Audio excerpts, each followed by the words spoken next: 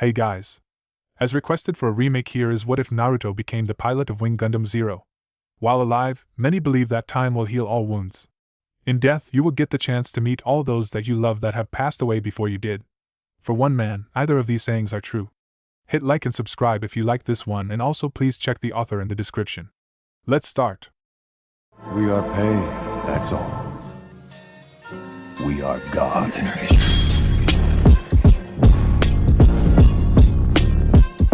Chapter 1. What am I doing here? Thought Naruto as he gazed up at the incredibly tall and imposing machine in front of him. It has been over 2,000 years, and here he was still alive and healthy as he was when he had been just a kid. He looked no older than 20, and had a body that most men would kill for, though he wasn't bulky, but had a nice lean build. His sun-kissed blonde hair stuck up at all angles, while his beautiful sky-blue eyes held little to no life in them. Living for as long as he had made him lose faith in all the things he used to believe in. Countless battles, wars, killing, and other horrible acts had made him a cold and closed-off individual. The man who used to fight to protect his precious people and innocence no longer existed, and all that was left was an empty shell. "Captain Naruto, I see this is where you have been hiding," said Azrael with a smirk as he approached Naruto. Naruto turned to look at the man through his emotionless eyes. He took a good look at the Blue Cosmos leader, and was unimpressed by what he saw. The man was of average height, and wore a very expensive blue suit that matched his blue hair. From the way he walked and the smirk on his face, one could easily tell he was full of himself because of his money and position, but Naruto had no patience for men like him. "Why are you here?" asked Naruto. Azrael couldn't stop the shiver that went down his spine as the man's emotionless eyes bore into his own. "I have come down here to see you and the newest Gundam that was built. When I heard that the prototype used to design all other Gundams had been built, I just couldn't resist the opportunity to see it," smirked Azrael as he stood next to Naruto, then looked up at the Gundam that was in front of them both. "I take it you were the one who requested I be the pilot of this Gundam," said Naruto knowingly. He should have known this man would request for him to personally pilot this Gundam. "Of course, you are the top pilot in the Earth Alliance, having never been shot down, and the only other person besides Lieutenant Mullah Flaga to have been able to fight on equal grounds as the damn coordinators and their mobile suits," said Azrael with a small chuckle. "I hope you realize that I am not obligated to pilot this suit since I am part of a different branch of the Earth Alliance that you have no influence over," replied Naruto, causing Azrael to narrow his eyes in anger. It was true, the Earth Forces had their own elite organization that only took orders directly from the president, so Azrael could not order Naruto to do anything. This branch was similar to Zaft's own faith members that only took orders from the chairman. "I am aware of this fact, but I thought you might change your mind once you saw this new mobile suit. I heard from your superior that you were unsatisfied with the mobile suit given to you, so I thought this might fit your tastes better. I mean, this mobile suit is what the 5 stolen Gundams, including the Strike, were all based off. I am sure with its capabilities you will be more than satisfied," grinned Azrael as he tried to lure the man into joining him. He was a fool to believe that Naruto didn't see through his underhanded manipulations, but he would learn his lesson eventually. "I have heard the last 4 pilots that have attempted to pilot this suit have all gone mentally insane," said Naruto as he stared at the Gundam. "Yes, well, you see, this Gundam has a built-in AI called the Zero System, which allows the pilot to interface directly with the unit's combat computer. Unfortunately, none of our previous pilots has been able to handle the mental strain from the information upload. I am sure you won't have a problem though," replied Azrael dismissively. "What about the Buster Rifle? It doesn't look like a standard beam rifle to me," said Naruto, already knowing what it was, but wanted to see if Azrael would tell him. "Regretfully, if you choose to pilot this Gundam, you won't be allowed to use the Buster Rifle at full power because it would be breaching the treaty we have with those damn coordinators about not resorting to nuclear-powered weapons," frowned Azrael to show he was clearly upset with that fact. "This Gundam has a nuclear core or something to that effect, so aren't you already breaching the agreement when you had this unit built?"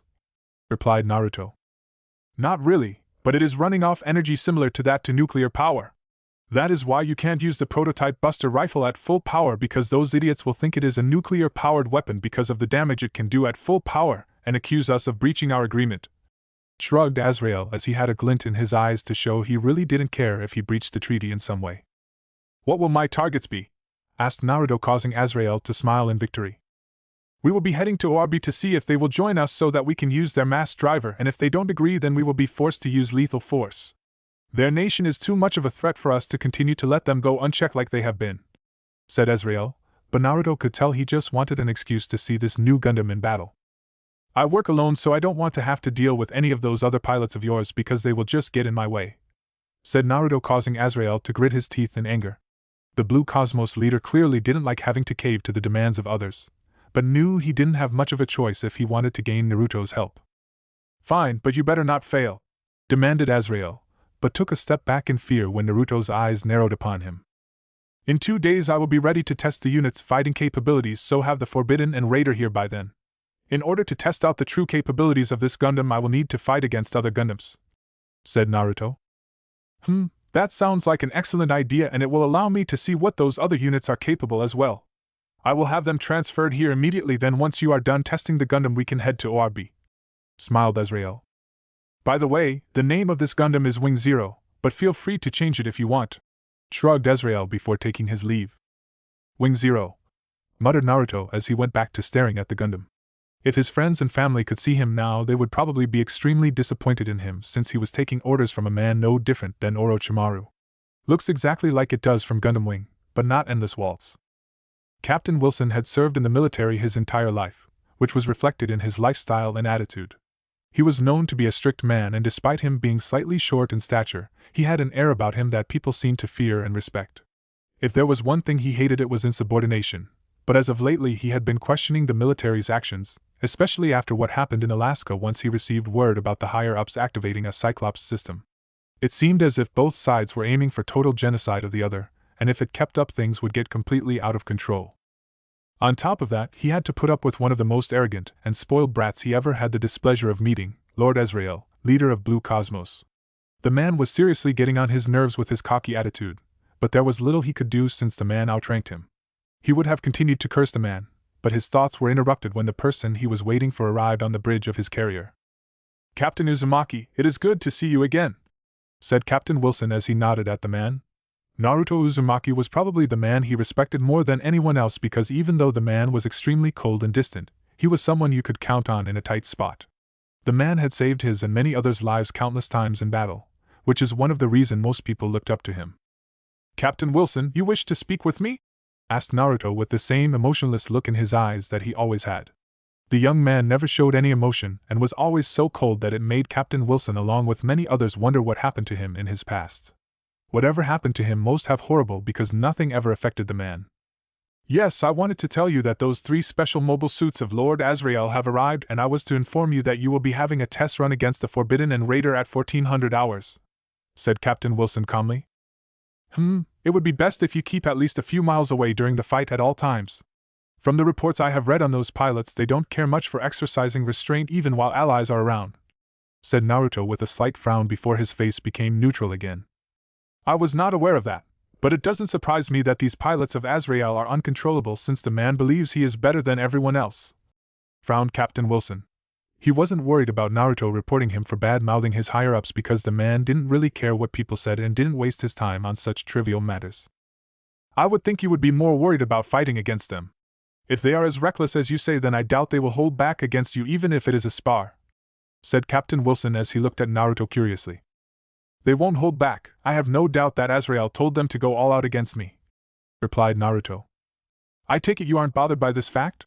Said Captain Wilson with a knowing smirk. No, because it is the only way I will be able to truly test the capabilities of Wing Zero, answered Naruto. I am starting to believe what others say about you being suicidal, smirked Captain Wilson. If only dying was so easy, mumbled Naruto with a glazed look in his eyes. Captain Wilson heard what Naruto mumbled and gave him a strange look. He had never met a pilot who wanted to die, but then again he had never met anyone who he could say was similar to Naruto.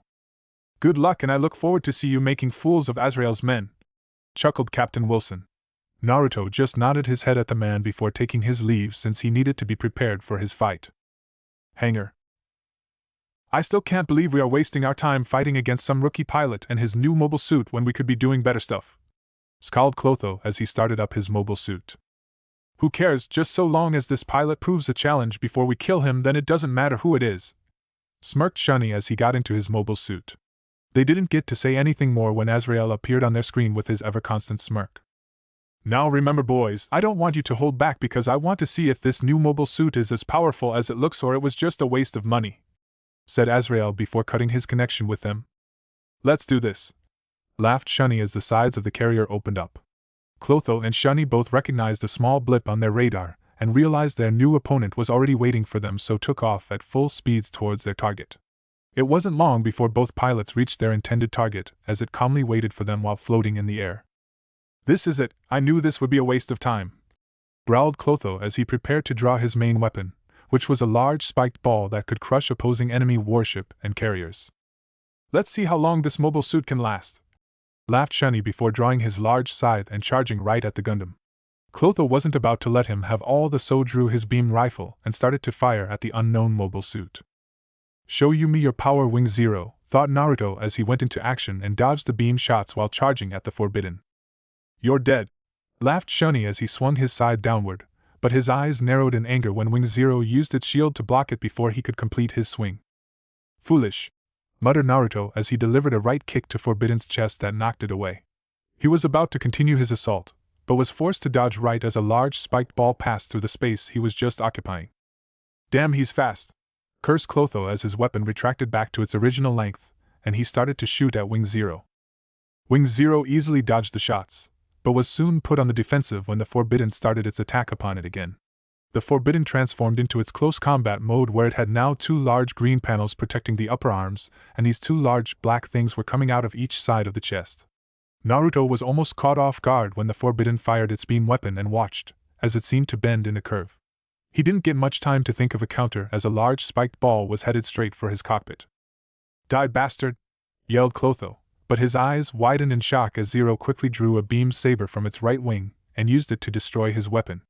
Zero then raised its shield and started to fire upon the Forbidden, but the beams from its Buster rifle were just deflected by those large green panels. "Ha!" laughed Shunny as he charged in and tried to cut Zero in half with his scythe.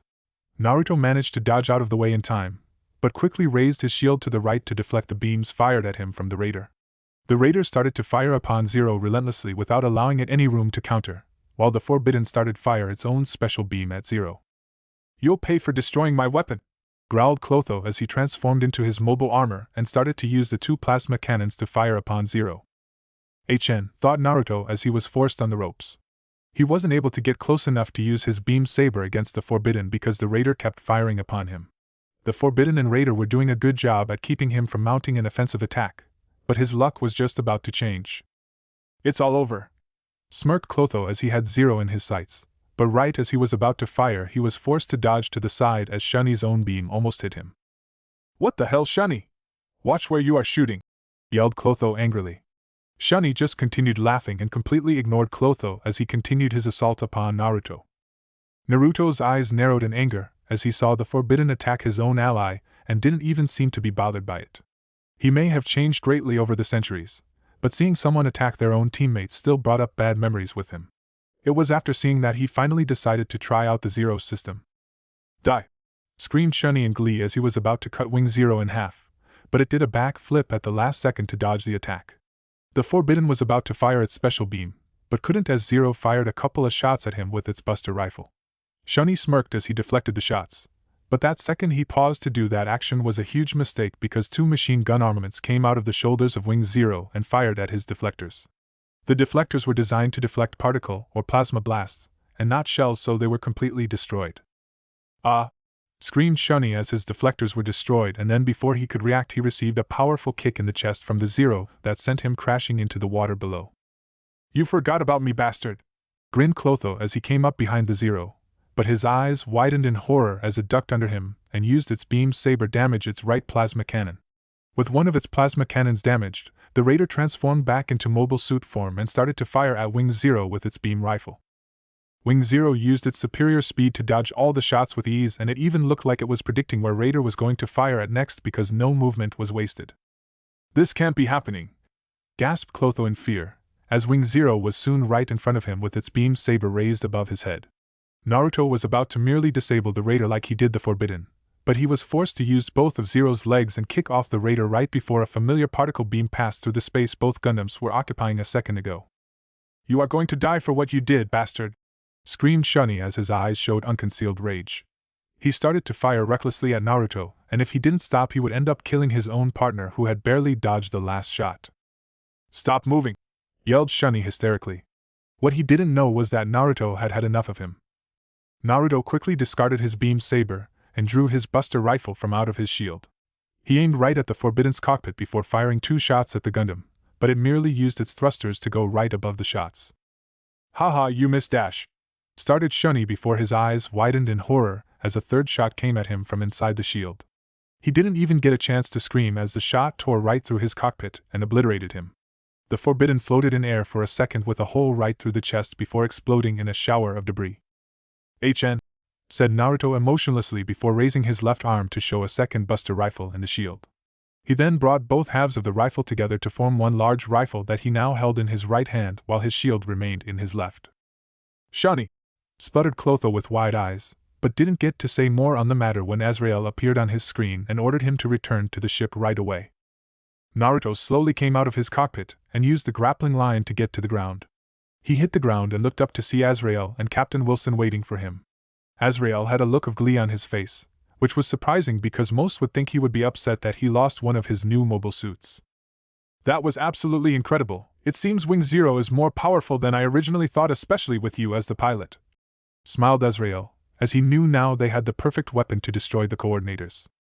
"One would think you would be upset at losing a pilot and one of our newest mobile suits," said Captain Wilson as he hid his distaste of the man by keeping his face neutral. "Sacrifices must be made if we are to win this war against those damn coordinators, and it is clear this mobile suit will help us reach that goal. I can't wait to see it in a real battle, so have it prepared to be transferred to one of our ships that will be heading to ORB," shrugged Azrael. Captain Wilson was disgusted at how little the man valued life, but kept his opinions to himself like a good soldier. Naruto wasn't listening to either man as his thoughts and eyes were focused on Wing Zero. He was forced to use the Zero system to defeat the Forbidden and Raider, which was an interesting experience. It was clear now why all others who had tried to use the Zero system before him had gone insane from it. All the information flooding one's mind would drive anyone crazy, but due to Naruto having been used to receiving tons of information at once, he was able to prevent himself from losing his mind from all the data. No, what truly had him so focused on the Wing Zero was the strange vision he had received from the Gundam before he deactivated the Zero system. It was strange because he saw himself standing on a beach as he watched those around him having fun. He had a smile on his face while he watched everything because the world seemed to be in a state of peace. No such thing as peace, thought Naruto with a hint of anger, as he dismissed the vision as nothing but a hallucination. He knew better than anyone that peace never lasted long because something always occurred to bring about death and destruction. It was inevitable and nothing could stop the endless cycle because he had already tried and failed countless times. Hoping for such things only left him with pain because no matter what he did, countless loved ones and friends would all eventually end up dying. This was the hard truth Naruto had come to accept long ago, which is why he no longer cared what side he fought for so long as he was put into battle to fight where death was possible. The only dream he had was to one day be killed on the battlefield so he could at least die with some honor, since the rest of his dignity had been lost centuries ago. ORB. Lord Izumi, do you really believe that the Earth Alliance will attack you all if you don't agree to ally with them and meet their demands? Asked Kira. It pains me to say this, but there is no doubt in my mind they will attack us if we don't agree to their terms. They just lost Panama 2 days ago and now ZFT controls all the mass drivers on Earth besides ours. This is the real reason they are attacking us, replied Lord Izumi calmly. It's so stupid, yelled Kigali angrily. Yeah, but after what happened in Alaska, I am no longer surprised by their actions, said Mu with a shake of his head. I can't believe they would go so far as to attack a neutral nation just because you all refuse to meet their ridiculous demands, sighed Maru. What will you do? Asked Kira, though he already knew the answer to that question. I will refuse to meet their demands and have the people of ORB start to evacuate immediately. If ORB doesn't stick to its ideals, then we become no different than the Earth Alliance or ZFT, answered Lord Izumi firmly. Well, if that's the case, then I would like to offer you my aid along with the Archangel. It is the least we can do for all your hospitality, said Maru with a small smile. Count me in too, since I'm not too happy with the Earth Alliance's actions of lately either, smirked Mu. Thank you, ORB, and I greatly appreciate you lending us your strength in our time of need, said Lord Izumi gratefully. Earth Alliance. We have reached the borders of ORB, sir, said the captain as he turned to look at Azrael, who was sitting in a chair with a smug grin on his face. Perfect. Have we received a reply from them yet? Asked Azrael before taking a sip of wine from the glass in his hand. Yes, sir. It seems they refuse to meet our requests by saying that they are neutral and will not join either side, replied the captain as he read the message they received. Ha ha, I must hand it to Lord Izumi, he sure is a stubborn man, but I am glad because I wanted to get a chance to see what our newest weapon could truly do in battle. Begin our attack on them, Captain, and let's see if their foolish ideals can stand up against our power, chuckled Ezreal. Yes, sir, saluted the captain before ordering all ships in their fleet to start their attack upon Oabi. Naruto. Naruto sat in the cockpit of Wing Zero with his eyes closed, and only the light sounds of his breathing could be heard. He knew the battle had started as his advanced hearing could pick up the many sounds of battle outside, but he calmly remained sitting in the dark.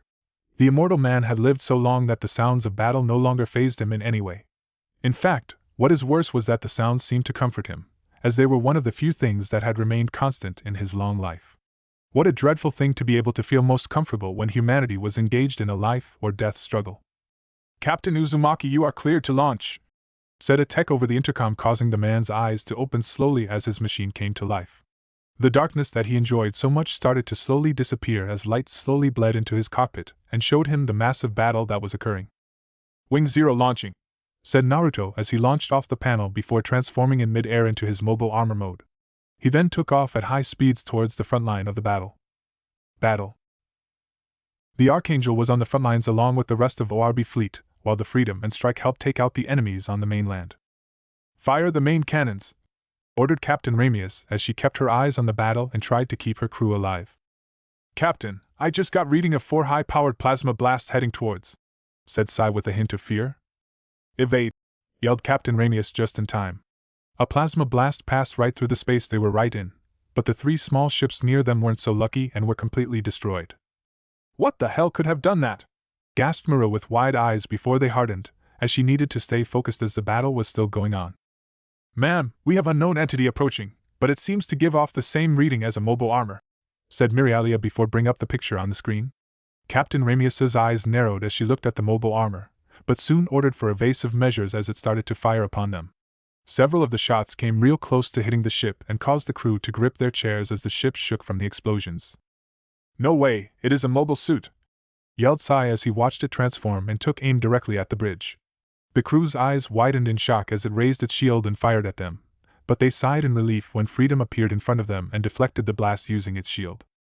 I will deal with this new mobile suit so you all focus on those carriers, announced Kira before engaging the new mobile suit. Zero versus Freedom. The Freedom used the 2 plasma cannons mounted on its shoulders and the rail cannons on its hips to fire at the new mobile suit, but it dodged the blasts before they could hit. Kira was then forced to dodge several shots that came at him from the unknown mobile suit. Have to watch that rifle that is hidden under his shield, thought Kira as he used his beam rifle to fire upon Zero. Wing Zero used its shield to easily deflect the beams before using its right hand to draw the beam saber mounted in its left wing structure. Freedom, seeing his enemy draw a beam saber, drew his own and both Gundams engaged in a fierce close combat fight. Impressive, thought Naruto as they crossed blades and the 2 fought for dominance. The plasma cannons mounted on Freedom's wings came up and started to take aim at Zero, but sensing the danger, Naruto increased his thrust and pushed the Freedom away before raising its shields to block the blasts. Freedom used that moment of distraction to get in close and make a move to remove Zero's left arm. Zero turned its head and started to fire at the Freedom using the guns mounted on each side of its head, forcing the Freedom off course when it dodged the shots. Naruto then started to fire a few shots at the Freedom, but it used its own shield to block them before returning fire with its beam rifle. The 2 Gundams fired shots at each other as they circled one another before Zero came in close at incredible speeds. Fast! Cursed Kira as he barely raised his shield in time to block the beam saber, but that seemed to be exactly what Naruto wanted as he slammed his shield into Freedom's head. Zero was about to end the match, but was forced to raise its shield in defense when the rail cannons on Freedom's hips opened fire upon it. This gave Freedom enough time to recover and charge right at Zero, ready to take off its shield arm. Zero blocked the strike with its shield, but that was exactly what Kira wanted as he prepared to fire its plasma cannons at point blank. Naruto was impressed the boy had used his own tactic against him, but wasn't about to die that easily and finally used the machine guns hidden in the shoulders of Zero. Kira's eyes widened in shock and barely managed to disengage in time before both his plasma cannons were taken out. Time to finish this, said Naruto as he gave Kira no time to catch his balance, and tossed away his beam saber before taking his buster rifle out of the shield and firing 2 shots at Freedom. The Freedom turned its thrusters to max and the shots sailed right under it as its plasma and rail cannons were about to take aim. Like when Naruto faced the Forbidden, The pilot didn't know his rifle could split in two and was unprepared for the third shot that came from the shield.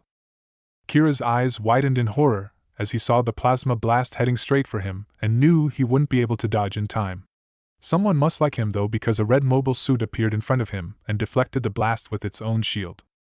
Naruto's eyes narrowed as he eyed the new Gundam that had showed up as he floated in front of both of them in his Wing Zero. This new Gundam looked to be especially built for close combat as Naruto saw multiple beam saber handles. "Thanks," said Kira, but was surprised when a familiar face appeared on his screen. "I am here to help you," said the boy as Kira's eyes widened in shock. "A Thrun?" gasped Kira as he stared at his childhood friend. "We need to talk, but not right now.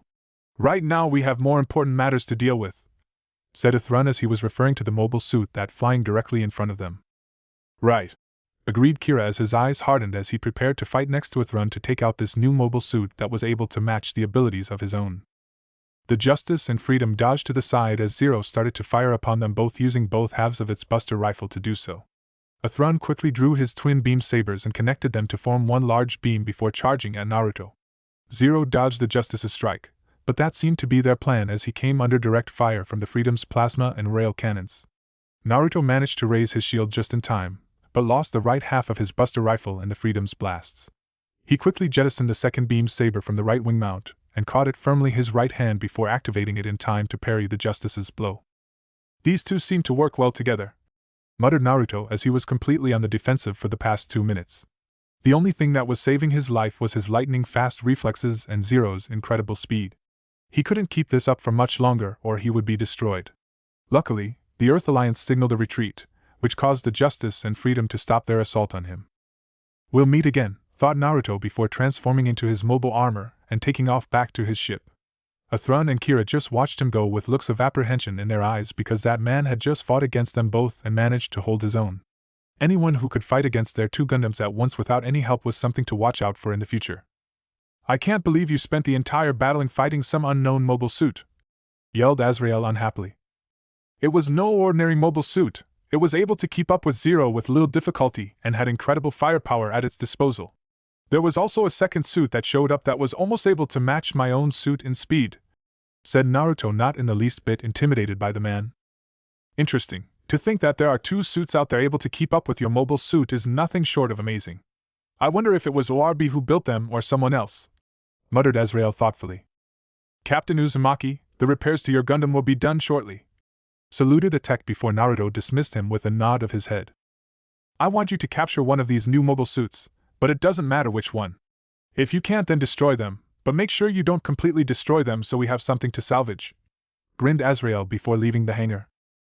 ORB.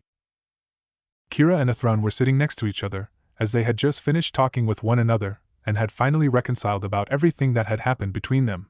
Even though the two were now friends again, they didn't seem too happy because they each had a solemn look on their face even after Kigali had hugged them when they had finally made up. "Why the long faces? One would think you would be happy now that you have settled everything between you two," said Mu with a smirk.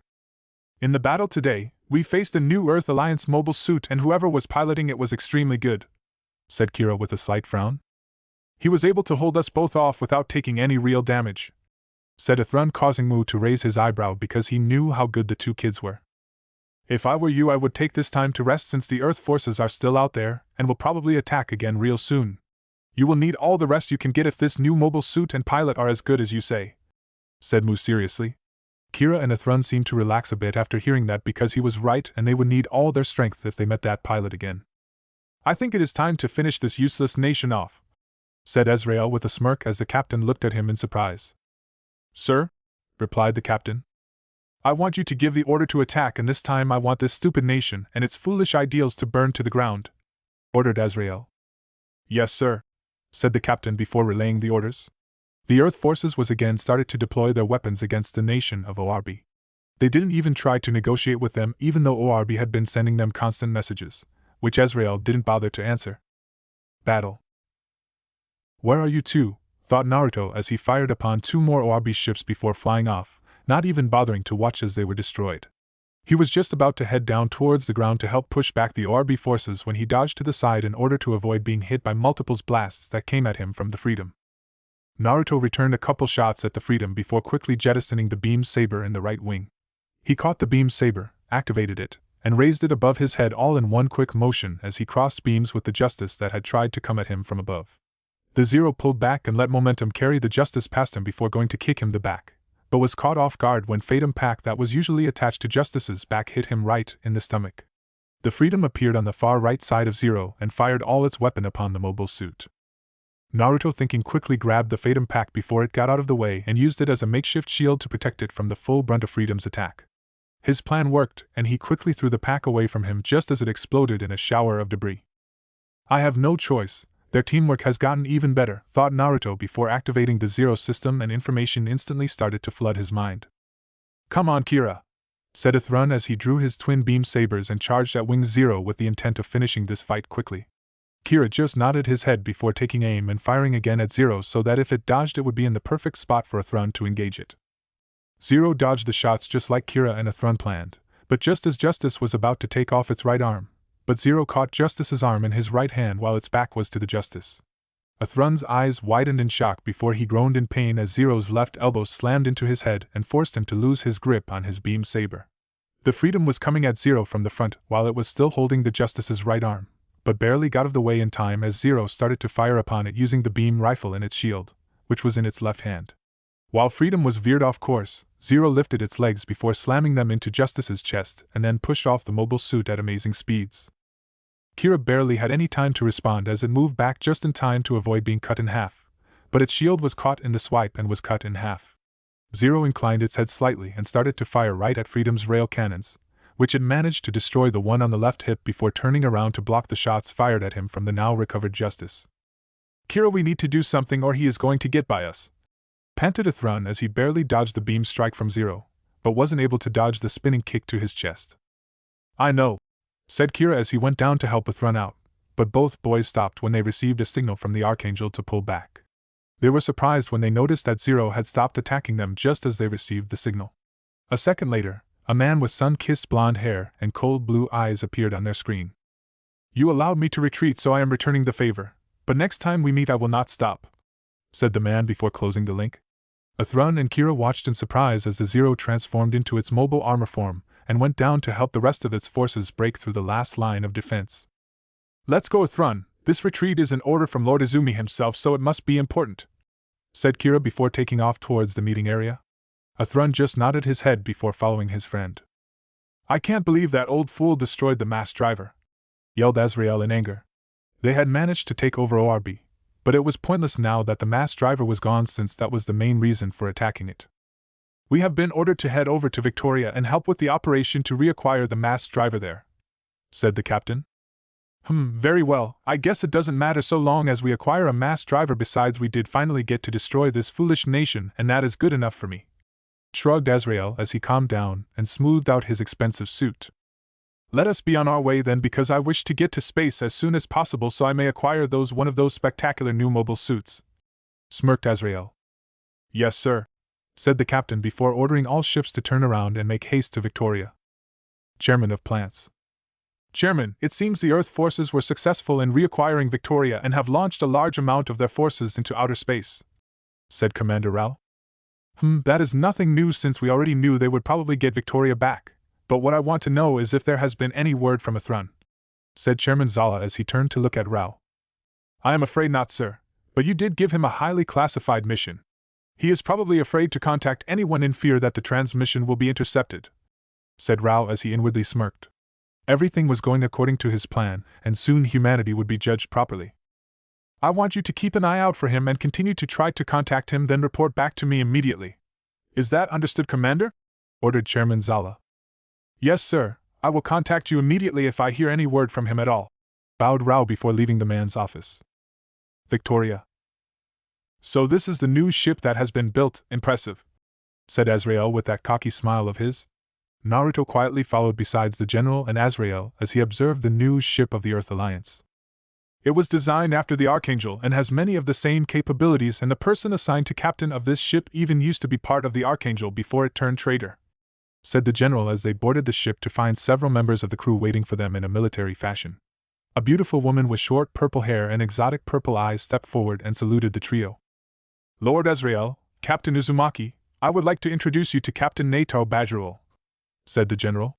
Natal was surprised to learn that the leader of Blue Cosmos would be aboard the Dominion, but was in shock to see the legendary ace pilot Uzumaki Naruto in front of her, as was the rest of the crew that was there at the time. "It is an honor to have you both aboard the Dominion," said Natal as she glanced at Naruto, and noticed him nod his head at her. She swallowed nervously as she saw how cold and lifeless his eyes were, but her attention was diverted when Azrael made some perverted comment. "Wow, is having a beautiful captain an added bonus of being aboard this ship?" smirked Azrael as he checked out Natal without an ounce of shame. The woman wanted to scowl at him, but knew she would be reprimanded for it, so kept her face neutral. "I assure you, Lord Azrael, that Captain Bajiro comes from a long military line and she is perfectly capable of leading this ship. She knows firsthand all its capabilities since she was part of the Archangel before she was transferred," said the general firmly. "Oh good, because we will be hunting the Archangel," said Azrael, to the surprise of Natal, since she thought the Archangel had been destroyed at the Alaska base. "Sir?" asked Natal as she turned to look at the general. "Oh, you don't know that the Archangel survived the Alaska base incident? We even had the pleasure of fighting against them when we went to ORB before they managed to escape," smiled Azrael. "If you don't mind, Captain, I would like a tour of this ship after I settle in," said Naruto as he interrupted Azrael and his constant rambling. "Of course, I would be honored to show you around. Would you like a tour as well, Lord Azrael?" replied Natal. "No, I am fine. I am just going to get a nap after making sure all my effects have been brought aboard," declined Azrael. "I will be ready in an hour for that tour after I am shown to my room," said Naruto. "Yes, sir, I will have one of my crew escort you to your room," said Nato before assigning one of the current crew members to do it. Naruto nodded his head at her before following the person assigned to show him to his room. Not many things could faze Nato, as she was a no-nonsense woman and did as she was ordered while expecting others to do the same. She could honestly say that no one other than her father had ever intimidated her, but here she was walking next to a man that was a living legend among the Earth forces, and she was nervous as can be. It was only supposed to be a simple tour of the ship, but already 10 minutes into the tour, she couldn't stop herself from staring into his eyes, which were as cold as ice. He was so much younger than she would have thought, yet his eyes told a different story. "Am I making you uncomfortable?" asked Naruto as he stopped walking and broke the beautiful woman out of her thoughts.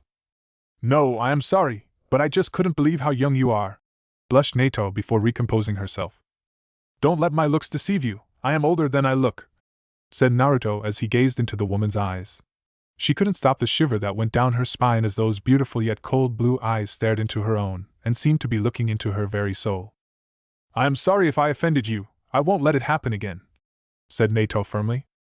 "I heard you were once aboard the Archangel," said Naruto as he started a conversation with the woman after walking together for a few moments in silence. He didn't know why he felt this urge to speak, but would worry about it later. "Yes, sir," replied Natal as she looked at him curiously. Before he didn't want to talk at all, but now it seemed to be the exact opposite. "Will you be able to shoot them down?" asked Naruto, causing Natal to stumble slightly, but not enough for him to take notice. "What do you mean, sir?" asked Nato, confused. "If you were truly aboard the Archangel until Alaska, then you must have known the crew and people on it quite well. Will you be able to shoot down the ship carrying a bunch of people you spent several months with?" explained Naruto, causing Nato's eyes to narrow in thought before replying. "I will do my duty as I am told, you do not need to worry about that, sir," said Nato with a hard look in her eyes. "I see," said Naruto with a hint of disappointment that Nato managed to pick up. Why did he care if she could shoot down a bunch of traitors even if they were old crew members of hers? He had given up caring a long time ago, so why was this affecting him? Could it be those visions from Wing Zero that now involved his past were actually affecting him? "Forgive me, sir, but you seem upset with my answer. Why is that?" said Natal as she hoped he wouldn't reprimand her. "I am not upset, but merely slightly surprised because I don't think I could do it," answered Naruto. "You don't think you would be able to shoot down a bunch of traitors?" replied Nato, surprised. "Not if I knew them on a personal level like you do," said Naruto, causing Nato's eyes to widen before she looked down at the ground. What the hell was he talking about? He had been the one to kill Sasuke, and that was somebody he considered a brother. Why was he starting to care all of a sudden? This was not good because he had stopped getting close to people centuries ago, so he wouldn't have to worry about the pain of losing someone he cared for. "I may know them, but my responsibility to the military comes first before any personal attachments I may have," said Nato, but Naruto could hear the slight hesitation. A part of her obviously thought otherwise, but he wasn't going to say anything because he had spoken enough. He just nodded his head and gestured for Natal to continue with the tour as the conversation was over. Outer space, abandoned colony L4. Well, looks like we now have 3 ships and 2 of which are stolen, with one wanted by ZFT and the other by the Earth Alliance. We sure do know how to get into tough situations, said Mu with a smirk. I agree with you there, but what is life without a little excitement? Smirked Andrew Waltfeld as he drank some coffee while sitting down in his chair. The question is what we do now, said Kira, causing everyone to think about that question. It is my hope that these 3 ships will be able to end this war and finally bring about peace, said Lakis. That sure is one hell of a goal to accomplish with just 3 ships, chuckled Mu as he leaned against the wall with his arms behind his head. I would be glad to help you achieve peace, but how do you propose we go about doing it since we aren't very liked by many? Said Mura as she stood next to Mu. I hate to say it, but so long as my father is chairman, I don't think there will ever be peace between the plants and Earth. Frowned Athron as Kigali looked up at him with a sad look in her eyes. Not only that, but no way Lord Ezrael will ever agree to a peace treaty with the plants when he wouldn't even negotiate with ORB, said Kigali as her eyes burned unconcealed hate for the man responsible for leading the attack against ORB. Honestly, I am more worried about that new mobile suit the kid was talking about earlier. I mean, anyone who is able to take out both the freedom and justice is a major threat, said Andrew, which everyone agreed to. It doesn't make any sense. We were clearly winning against him, but then in an instant he was able to take us out without any problems, said Athron, confused. I think the pilot of that Gundam may not be as much of a threat as you might believe, since Kira and Athron did say he let them go instead of continuing to fight when he had the upper hand, pointed out Lakis. Any chance you got a good look at the man? Could be useful in the future if we know what he looks like, said Lediner, Kigali's personal bodyguard. Yeah, he had spiky blonde hair and sky blue eyes, offered Kira, causing Mu to tense, which Mura noticed. Mu? Asked Mura curiously, causing everyone to look at the man. Tell me, when he spoke to you, did he show any emotion at all? Asked Mu as everyone looked at him strangely. No, actually, now that I think about it, his eyes were extremely cold and lifeless, said Athron thoughtfully. This is not good, said Mu as he started to shuffle around nervously. Do you know who he is or not? Demanded Kigali through narrowed eyes. Mu looked around to see everyone looking at him expectantly, which caused him to sigh before answering the girl's question. Yeah, I know him, and so does every other person in the Earth Alliance, said Mu. Why don't you just give us a name instead of dragging this whole thing out? Said Andrew as he finished his cup of coffee. His name is Captain Naruto Uzumaki, and he is the top ace of Earth Alliance, frowned Mu as his eyes became hard. Mura gasped while Andrew got a grim look on his face, but the others still didn't know who he was. Who is he?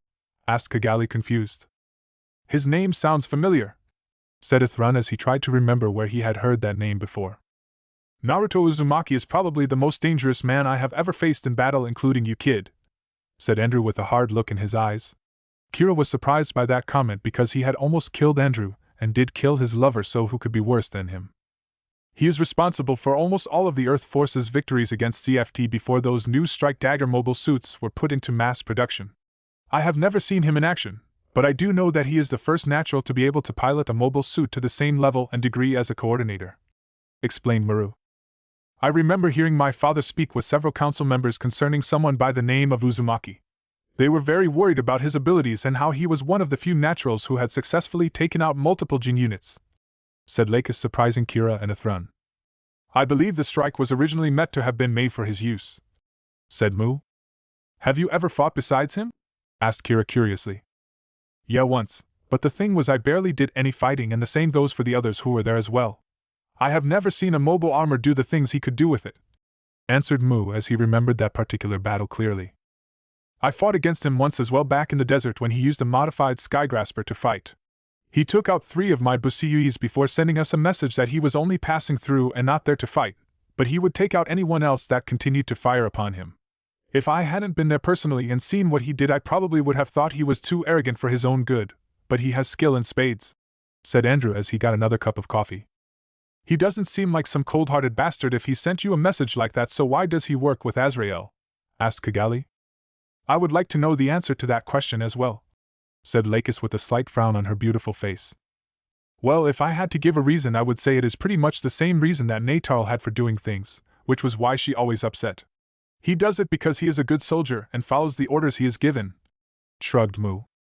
He's very suicidal from what I heard and saw firsthand, so he may just have a death wish, said Andrew with a shrug of his own. Dominion. Why? Why do you keep sending me visions of my past? Thought Naruto as his eyes narrowed in anger. He was supposed to be over what happened, but now he wasn't so sure anymore, and it was all because of these damn visions he kept having.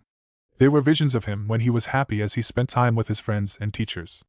It was something he had took so much time putting behind him because of the pain he felt as he remembered that they had all died just like everyone else he had come to care for. I don't know what you are trying to tell me, but I have accepted I will be forever alone, and nothing will change that, thought Naruto as his eyes hardened. His thoughts were interrupted when he sensed someone behind him and turned around to Lieutenant Badgerul, looking at him curiously before saluting him. Lieutenant, greeted Naruto with a nod before turning to look back up at Wing Zero. Naruto smiled slightly before standing next to the stoic man and looking up at the mobile suit with him. You know, even though it causes the deaths of countless lives, the mobile suit does have a certain beauty to it, said Naruto as she looked upon Wing Zero. She usually kept such emotions and comments to herself, but she felt so safe around this man despite his cold nature. There was something about him that let her know he wouldn't think any less of her if she wasn't always following orders. It's ironic, isn't it, that some of the most beautiful things in the world were designed to cause death, replied Naruto. Everyone looked at the ancient buildings and accomplishments of the past with awe and respect, but Naruto never looked at them like that. He knew the true reason behind many of the great structures and how certain accomplishments were made, and the truth wasn't pretty. I suppose you are right, conceded Naruto as she glanced at the man out of the corner of her eyes. I wanted to tell you that we are headed for the abandoned colonies at L4, where Lord Azrael believes the Archangel is located, along with those 2 new mobile suits, said Naruto as she broke the silence. I see. I look forward to fighting beside you when the time comes, said Naruto with a small nod of his head. I am afraid that it will be my extreme honor to fight with you, sir, since you have been in more battles than I have, replied Naruto as she looked up at Naruto. Don't let Azrael dictate what you want to do, because he knows absolutely nothing about being in a real battle, said Naruto as he looked down at Naruto before taking his leave. Naruto just watched him go with a contemplative look on her face. Sir, we have reached the L4 colony, and we are getting several large readings from inside the colony. One matches the Archangel, said Naruto as the Dominion floated about half-mile away from the colony. Perfect, now is our opportunity to capture those mobile suits, smiled Azrael as he couldn't wait until they managed to capture one. Ma'am, we have detected several ZFT ships located on the other side of the colony, said a tech, causing Naruto to frown. It seems we have some competition, said Azrael, amused. Naruto just glanced at the man before making a decision. We will ignore them unless they make some move against us, but until then we will focus all our attention on the Archangel, since that is our main objective, ordered Naruto. Oh look, they even saved us some trouble by coming out to us, laughed Azrael as the Archangel came out of the colony. He was greatly surprised though when Naruto opened a link with them and started to ask for their surrender. It was amusing to say the least as the woman tried to convince the traitors to surrender, but ultimately it proved useless as they sent out those 2 new mobile suits. Have Captain Uzumaki launch immediately and start loading the wombats, ordered Naruto as she was prepared to take out the Archangel since they wouldn't surrender. That was most amusing, but make sure to remind Captain Uzumaki that the goal is to capture one of those mobile suits, so make sure he doesn't destroy them both, said Azrael as he sat there with a smug look on his face. I am sure Captain Uzumaki is well aware of his orders, replied Naruto harshly, causing Azrael to blink in surprise. Justice and freedom versus Wing Zero. Remember, Kira, we have to work together, otherwise we might not be able to beat him, said Athrun as he watched the Wing Zero approach them. Yeah, agreed Kira as he started to aim at the approaching mobile suit. No matter what, he wouldn't lose a second time to this mobile suit because he would not fail in protecting his friends. Wing Zero was in its mobile armor form as it started to fire upon the Justice and Freedom, but both Gundams got out of the way. Zero transformed into his mobile suit form before splitting its buster rifles and unleashing a barrage of shots at each Gundam that was on either side of it. Justice and Freedom started to return fire upon the Zero, which forced it to reconnect its buster rifle before using its incredible speed to weave in and out of each shot. Damn, he is even better than before, cursed Athrun as he sent his Fatum pack at the Wing Zero just as it dodged the shots fired at it from Kira. He then quickly grabbed his beam boomerang and tossed at the spot he predicted Naruto would go to when he dodged his Fatum pack. Wing Zero dodged the Fatum pack just as Athrun knew he would, and his beam boomerang was just about to take off its head, but Zero quickly used its shield to knock it off course. Naruto just knocked away the beam boomerang when the Freedom came at him from above, and he barely drew his own beam saber in time to parry the strike, but grunted in pain when he wasn't to block the kick to his chest. The Justice came at him from behind, but the Zero managed to turn just in time to dodge the beam strike that would have taken off its shield arm, though that was exactly what the Thrun was hoping he would do. The Fatum pack came speeding out nowhere right at the Zero, but Naruto quickly used the machine guns mounted on his shoulders to destroy the pack before it pierced through the chest of his mobile suit. We had him! Cursed the Thrun as Kira's eyes narrowed in anger. He was about to engage the Zero in close combat when he noticed the Archangel was in trouble and quickly went over to help it out by going into full burst mode and taking out multiple missiles that were heading at it from the Dominion. "I will not let you destroy the Archangel," snapped Kira as he went into seed mode. "Is it possible he has a Zero system too?" wondered Naruto as he found himself completely on the defensive by the Freedom as the Justice waited for an opening to help. The Zero managed to parry the beam saber, but before it could try to overpower the Freedom, it was hit at point blank by the blasts of its rail cannons. Naruto groaned in pain as his cockpit started to go on the fritz, but noticed the Freedom was almost on top of him, while the Justice provided cover fire that forced Naruto to dodge rapidly. He couldn't win like this, and just like the last time he fought these two, he activated the Zero system. "Kira!" yelled the Thrun as he saw his friend just barely dodge a counter-beam strike from the Wing Zero, but still lost both plasma cannons on its shoulder. This caused him to snap and go into seed mode. He quickly grabbed his beam boomerang and threw it straight at Wing Zero before charging at it using his twin beam sabers. Naruto was using his machine guns to keep the Freedom at a distance, but was forced to duck suddenly as a familiar-looking beam boomerang passed through the space his just occupied. Zero quickly did a complete 180 and cross beams with the Justice, but was overpowered as the Justice powered up its thrusters to full blast to push Naruto off balance and into the beam boomerang that was coming at him from behind. The Freedom was coming from above with its own beam saber ready to disable the Zero once and for all, but Kira's eyes widened in shock when the mobile suit did a back flip in slow motion and watched as it caught the beam boomerang in its right hand. At the peak of its flip, he fired several shots at the Justice with its Buster rifle before twisting his body and using the momentum from his flip to throw the beam boomerang right at the Freedom. Freedom raised its shield to block the attack, but the beam boomerang cut right through it, though Kira released the shield at the last second so he didn't lose his mobile suit's arm too. The Zero was about to power up his Buster rifle to 75, but stopped when he saw the retreat flares from the Dominion. He noticed that the ORB ship, Kusanagi, had teamed up with the Archangel and forced the Dominion to retreat as the two enemy warships overpowered it. Naruto quickly transformed into his mobile armor form and headed back to the Dominion. Kira and Thrun just watched the Zero Gundam leave as they both panted heavily as they came down from their seed mode. The Dominion may have been forced to retreat, but both pilots knew they had lost against the Earth Force pilot and were lucky to be alive. "There is no way he is a natural," panted Thrun as he came out of his seed mode. "Yeah, but I get the feeling he isn't a coordinator either," panted Kira as he came out of his seed mode as well. "We have to get back inside the colony and get fixed up because we don't know when we will be needed out here again to face CFT or the Earth forces again," said Thrun as he headed back towards the colony with Kira following right beside him. "Ugh, we almost had them until that annoying RB ship showed up. I swear that country is like roaches because just when you think you killed them all more start to show up," sighed Azrael in annoyance. "It wasn't a complete failure since we did manage to damage the Archangel greatly and Captain Uzumaki also managed to deal several decisive blows to those new mobile suits," said Nataro as she was still in awe of his abilities as she looked over the tapes of his battle against the Justice and Freedom. She had only ever seen Kira fight with such skill before, and it was just plain incredible that a natural was able to match the abilities of a coordinator. "I suppose so, but I do expect better results next time and it better be soon before ZFT decides to stop sitting around and make its move," warned Azrael. "I was impressed with your abilities out there, Lieutenant. It seems that someone made a wise decision in assigning you to this ship," said Naruto as he entered the bridge and the crew instantly stood up and saluted him, including Nataro. The man just nodded his head before telling them to return to their stations. "Thank you, sir," said Nataro as she kept her face neutral, but inwardly she was beaming to be praised by a veteran like him. "Lord Azrael, I do not believe it is possible to capture those two Gundams as you hope for.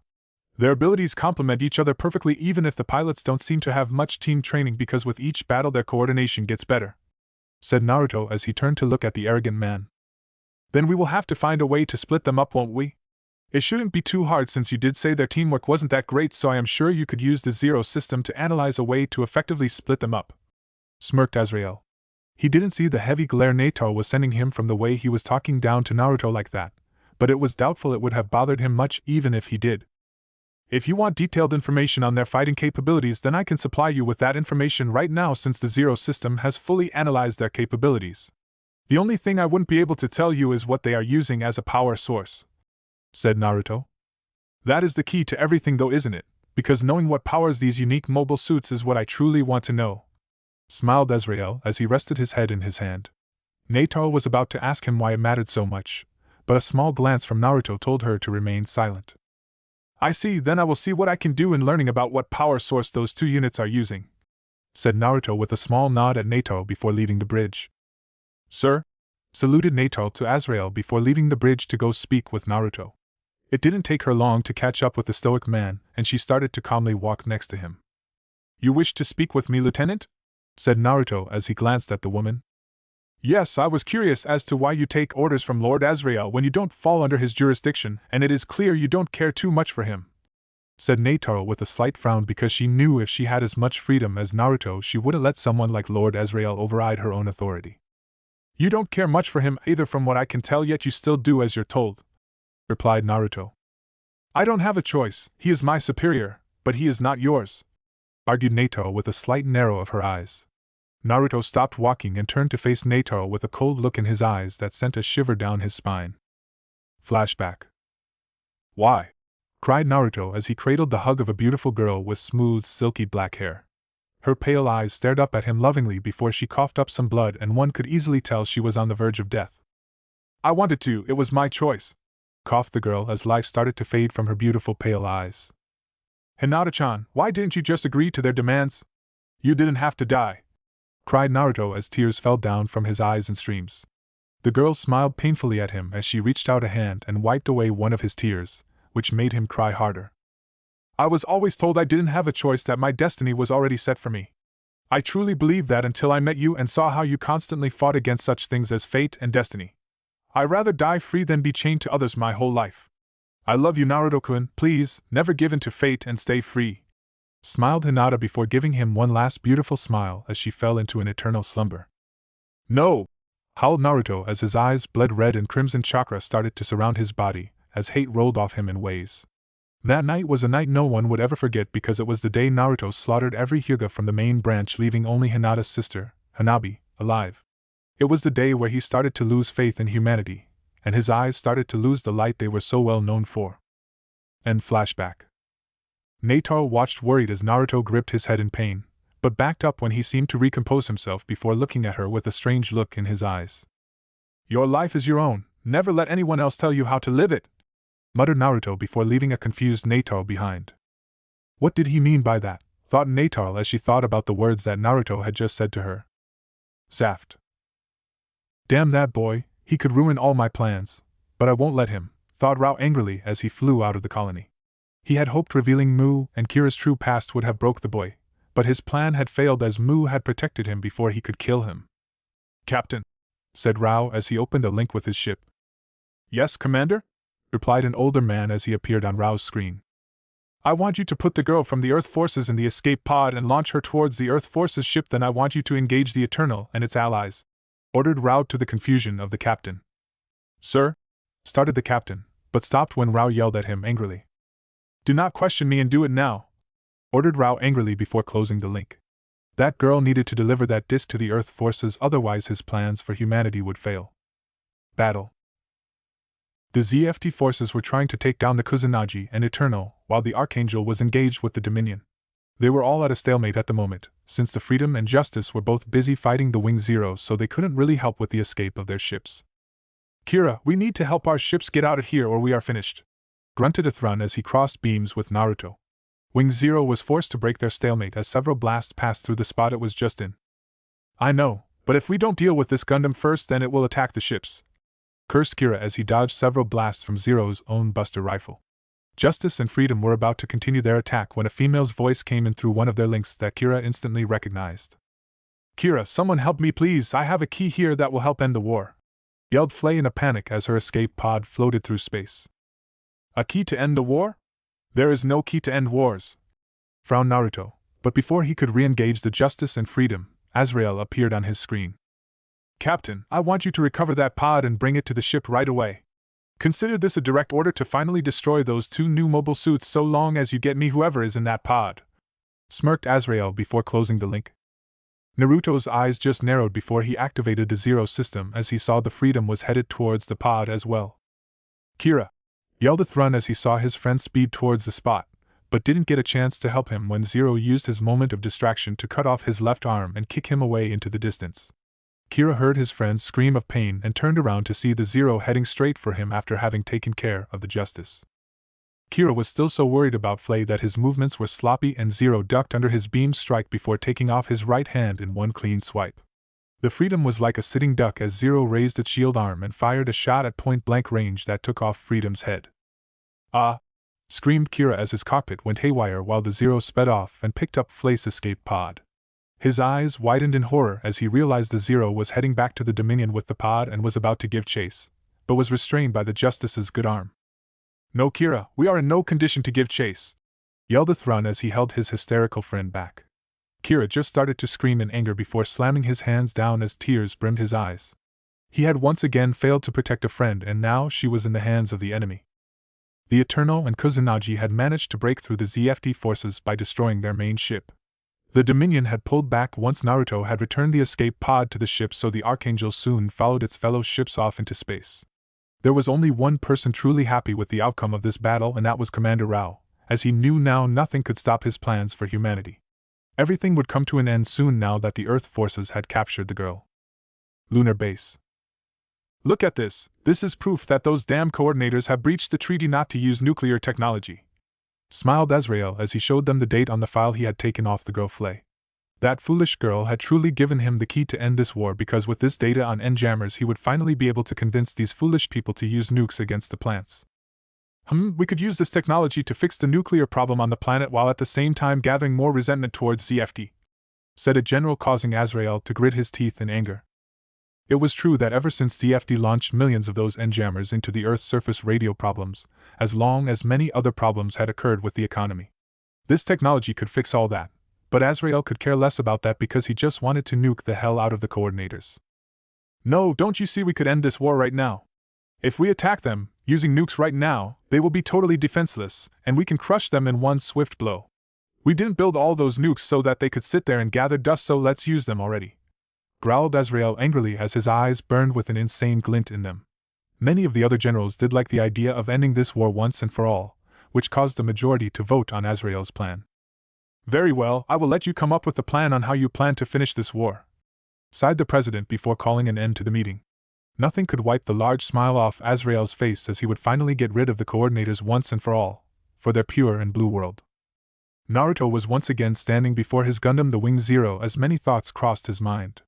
He had been thinking a lot about Nato Bajirul, and the way she reminded him of Hanabi and Hinata.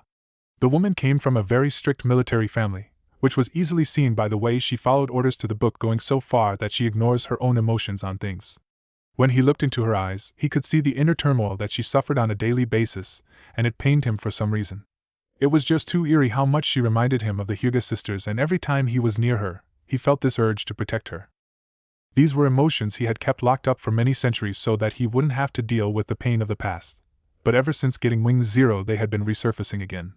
He knew he had to stop getting so close to that woman because it would only cause him pain in the long run when she died and he continued to live.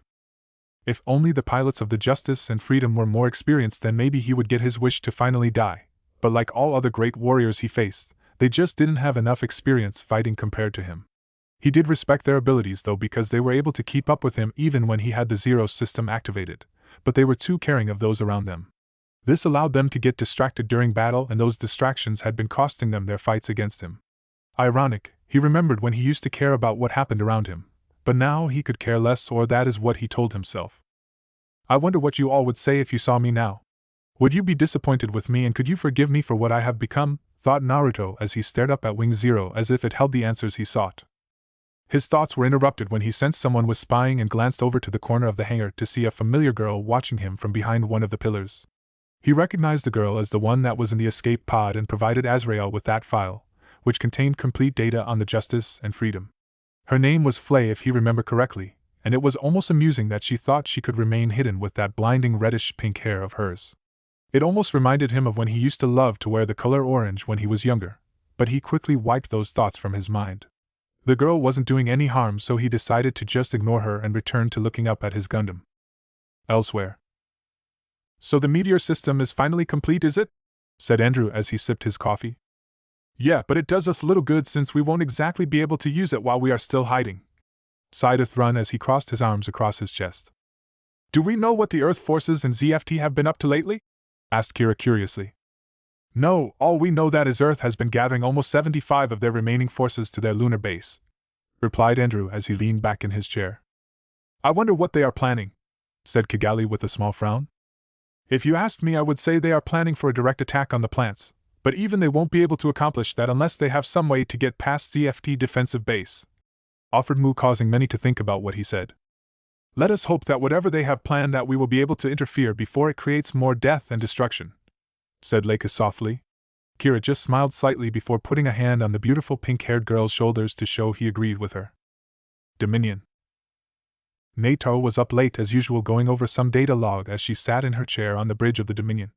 She had been told that she would be leading an assault on Zaft's space fortress Boaz.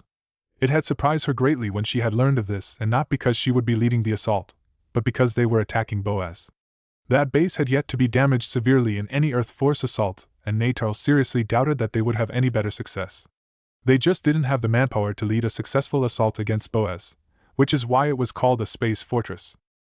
"You are up late," said a familiar voice that caused Nataro to jump in surprise. She turned around to see Naruto had entered the bridge and floated over to her as she tried to calm down her nerves. "Forgive me, I didn't mean to surprise you," said Naruto sincerely.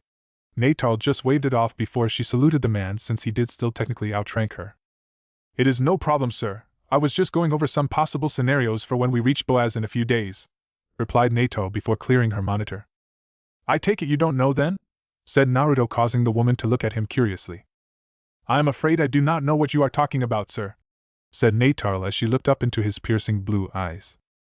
"Lord Azrael has convinced the Earth Alliance forces to authorize the use of nukes using the new N-jammer technology ZFT has created. He has also convinced them to allow me to use the full power of Wing Zero in order to take out the base at Boaz so they can use every nuke against the plants," said Naruto. Nataro's eyes widened in horror, as she could tell Naruto was being dead serious. It wasn't like her to question her superiors, but was it really necessary to go this far and use nukes against civilians just to win a war? "Wait a minute, you said you were allowed to use your Gundam's full power? What exactly do you mean by that?" asked Nataro as she tried to keep her mind off the nukes for a moment. "The Calamity and Raider will be deployed to clear the way of all enemy mobile suits so that I can use the full power of Zero's Buster Rifle to completely destroy Boaz. In 2 days, Boaz will cease to exist," said Naruto as he refused to meet the woman's eyes before taking his leave of the bridge. Hopefully, when she saw him destroy Boaz, she would start to hate him instead of still respecting him like she did now. Maybe then, it would be easier to ignore her presence if she wanted nothing to do with him. "Now remember, it will be up to you two to clear the way so that Captain Uzumaki can destroy Boaz, and if there is anything left, several mobile armors packed with nukes can destroy what is left," smiled Azrael. Clotho and Orga both seemed happy that they would get to destroy more ZFT soldiers, but were both glaring at Naruto with hate from out of the corner of their eyes. He was the one who had killed Shunny, and though none of them really got along, he was still their teammate. Naruto didn't even bother acknowledging they existed, which caused them even more anger, but knew better than to attack the man because then they would be denied the drugs that kept them from feeling any painful side effects of their unnatural enhancements. "Captain Uzumaki, I expect that you won't have any problems with testing out the true power of that Buster Rifle now, will you?" smiled Azrael before taking a step back reflexively as Naruto's cold eyes turned to look in his own. Naruto didn't say anything, but just nodded his head before taking his leave of the man. This caused Azrael to glare at Naruto because he still hated how the man showed him no respect. It didn't matter though, because once they had finally got rid of those damn coordinators, he would then deal with Captain Uzumaki, or that is what he thought. "Go get ready, we have a base to destroy," laughed Azrael before heading towards the bridge. Clotho and Orga just smirked before heading to their own mobile suits. Council of ZFT/Plants. "Chairman, Boaz has reported that a large number of Earth forces have headed towards them," said a soldier.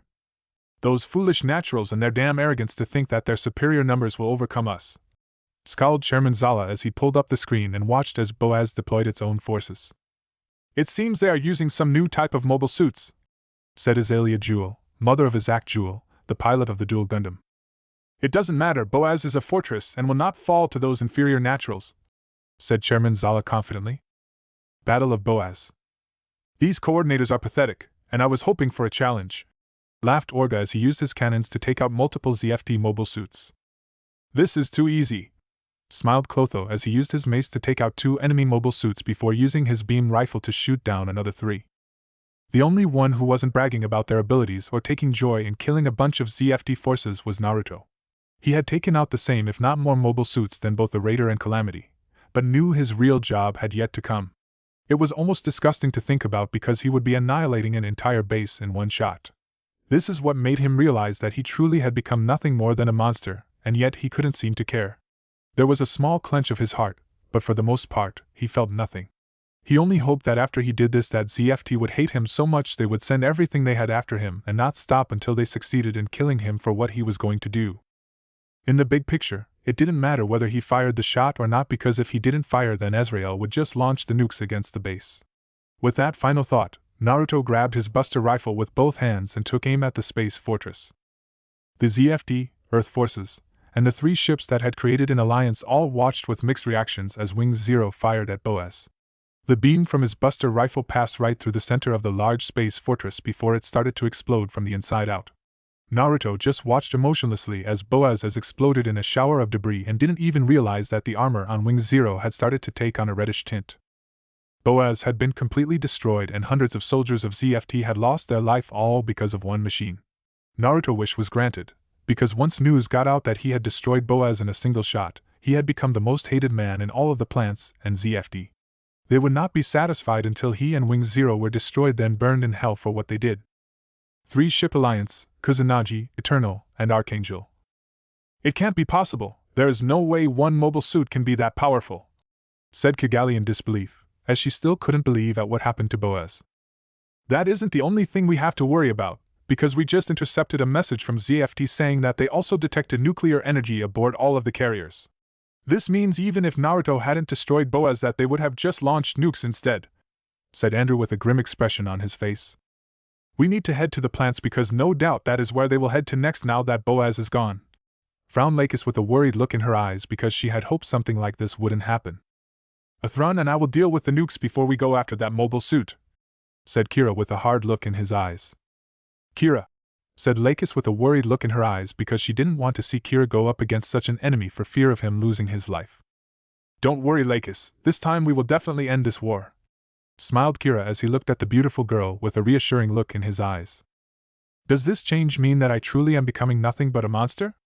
Are you starting to give up on me already, Wing Zero? Thought Naruto as he stared at Wing Zero and noticed some of the armor had turned crimson red. He could still remember the last vision he had received, which were the cries of hundreds of people just before they were silenced forever. The vision was the sounds of Boaz just before it exploded, and deep down it was tearing him apart even if he kept a neutral expression on his face. It had taken 2,000 years, but finally he was becoming what the villagers had called him since he was a little kid. A demon that merely existed to take the lives of all those in its path and leave no survivors. Naruto had truly become a fallen angel and he was losing what little remained of his wings if the slow transformation of his Gundam was any sign. Captain Uzumaki, said a familiar voice, causing Naruto to turn around and stare into the beautiful violet eyes of Lieutenant Bajirul. Lieutenant, is there something I can do for you? Asked Naruto as he turned to face the woman who now looked at him differently since he destroyed Boaz. I have come to tell you that we will be arriving at the plant soon, sir, answered Neytaro as she forced herself to look into his eyes. She still couldn't believe that his Gundam contained such power, and that he willingly used it to destroy an entire space fortress in one attack. It made her start to question if she was truly doing the right thing by following orders without questioning the morality of them. I take it Lord Azrael wishes to finally finish this war by launching nukes at the plants, said Naruto knowingly. Yes, sir, but he has also said that you will be leading the strike, sir, replied Neytaro as she glanced at the ground. No, said Naruto, causing Neytaro to look up at him in surprise. What did he mean by no? Sir? Asked Neytaro confused. Tell Lord Azrael that destroying a military base is one thing, but I will not use Wing Zero's power on defenseless civilians whether they are coordinators or not. I have not fallen that far, said Naruto as he mumbled the last part before turning to look at Wing Zero. Neytaro's eyes widened in disbelief because she couldn't believe that he would be disregarding a direct order not just from Lord Azrael, but his actual superiors since the president had sanctioned this mission. Maybe he wasn't as cruel as she thought him to be, and her faith in the military started to falter even more so now. "If he or any others have a problem with this, then send them directly to me and I will deal with them," said Naruto before brushing past Nataro and making his way out of the hangar. Nataro just watched him go with a confused look in her eyes and many conflicting thoughts in her head. Everything was starting to change, and for once, she was confused if she was doing the right thing. Plants. "Chairman Zala, we have detected multiple Earth forces approaching the plants," said a soldier as he saluted the man. "It would appear the Earth forces plans to use their nuclear weapons and that new mobile suit to end this war permanently," said Rao as he kept a neutral look on his face, but inside he was grinning insanely. His plan for all humanity to be annihilated was about to come about, and all that was left was for Chairman Zala to activate the Genesis. "Those arrogant fools, it is time to activate the Genesis and show them exactly how inferior to us they are," growled Chairman Zala, causing a smile to slowly form on Rao's face. "I will deploy all our forces to protect the plants while you prepare the Genesis," said Azalea Jewel before taking her leave of the chairman. "I shall get going as well," bowed Rao. "Soon, all those inferior naturals will be gone, never to bother us again," said Chairman Zala as he headed to his personal ship where it would take him to Genesis. Dominion. "Now listen, you two, once the nukes are launched and those coordinators are taken care of, I want you both to destroy that annoying Uzumaki," demanded Azrael as he spoke with Clotho and Orga.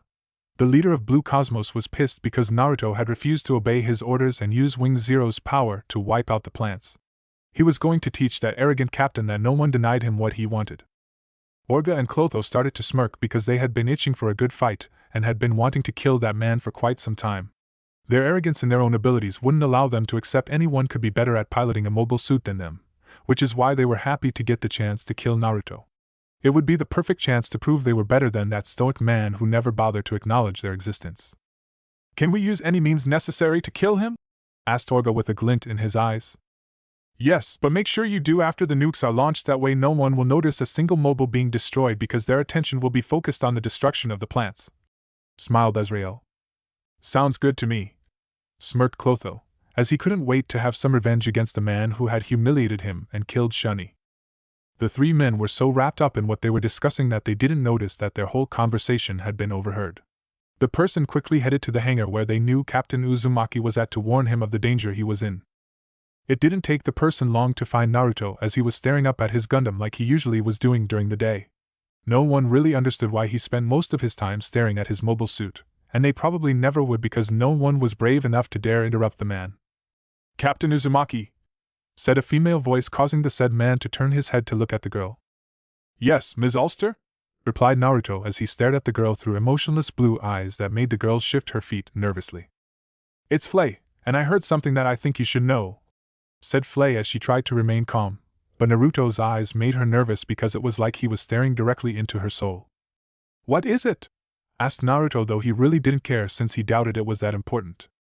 "I heard that man, the leader of Blue Cosmos, speaking with two pilots, and he was telling them to kill you once they launched the nukes at the plants," said Flay, but was surprised when Naruto didn't even look in the least bit bothered by this knowledge.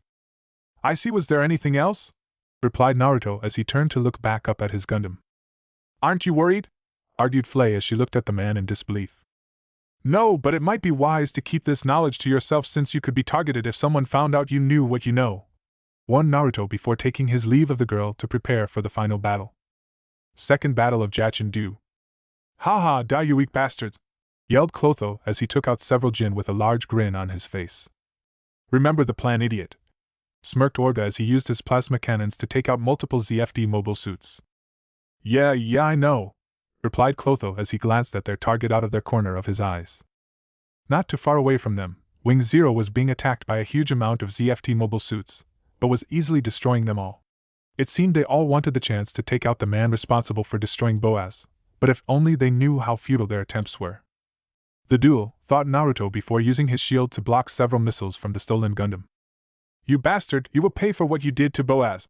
yelled Azak as he engaged Wing Zero as his eyes burned with hate. HN thought Naruto unimpressed at the duel's abilities as he easily evaded the shots fired at him from the duel. Izak was growling in anger because he couldn't believe how fast the mobile suit that he was fighting was, and every time it looked like he had it, it would get out of the way just in time. "Damn it!" cursed Zack as he barely dodged out of the way in time before he was cut in half from a beam saber strike, but couldn't evade the kick to the chest that sent him sailing backwards. Wing Zero took the moment it had to draw its buster rifle and took aim at the two ZFT warships in the distance. Zack saw what was happening and was about to yell out a warning, but it was too late as he watched Wing Zero fire its buster rifle. The two ZFT ships were completely obliterated. "Bastard, you'll pay for that," growled Zack, but before he could head toward Wing Zero his eyes widened in horror as he saw multiple nukes being launched at the plants. "No, everyone follow me and target those missiles. We can't even let one hit the plants," yelled Zack in a panic as he directed the ZFT forces over to the nukes that had been launched at the plants. He and many others tried their best to take them out, but there was just too many. "Now Orga!" yelled Clotho as he turned around to go after the Zero Gundam, but both pilots blinked in confusion when they couldn't find it. "Where the hell did it go?" growled Orga. His question was answered a second later. A loud beeping sound went off, and both pilots turned around to see Wing Zero about 20 feet behind them with its buster rifle pointed right at them. Their eyes widened in horror as Zero fired at them. "Ah!" screamed Orga while Clotho was completely obliterated in the blast to the point there was nothing left of his Gundam. The Calamity managed to escape death, but its right arm was gone, and its thrusters had been damaged. "Surrender or you will suffer the same fate as your friend," said Naruto as he opened a link with the Calamity after putting away his buster rifle. "You bastard, I will kill you!"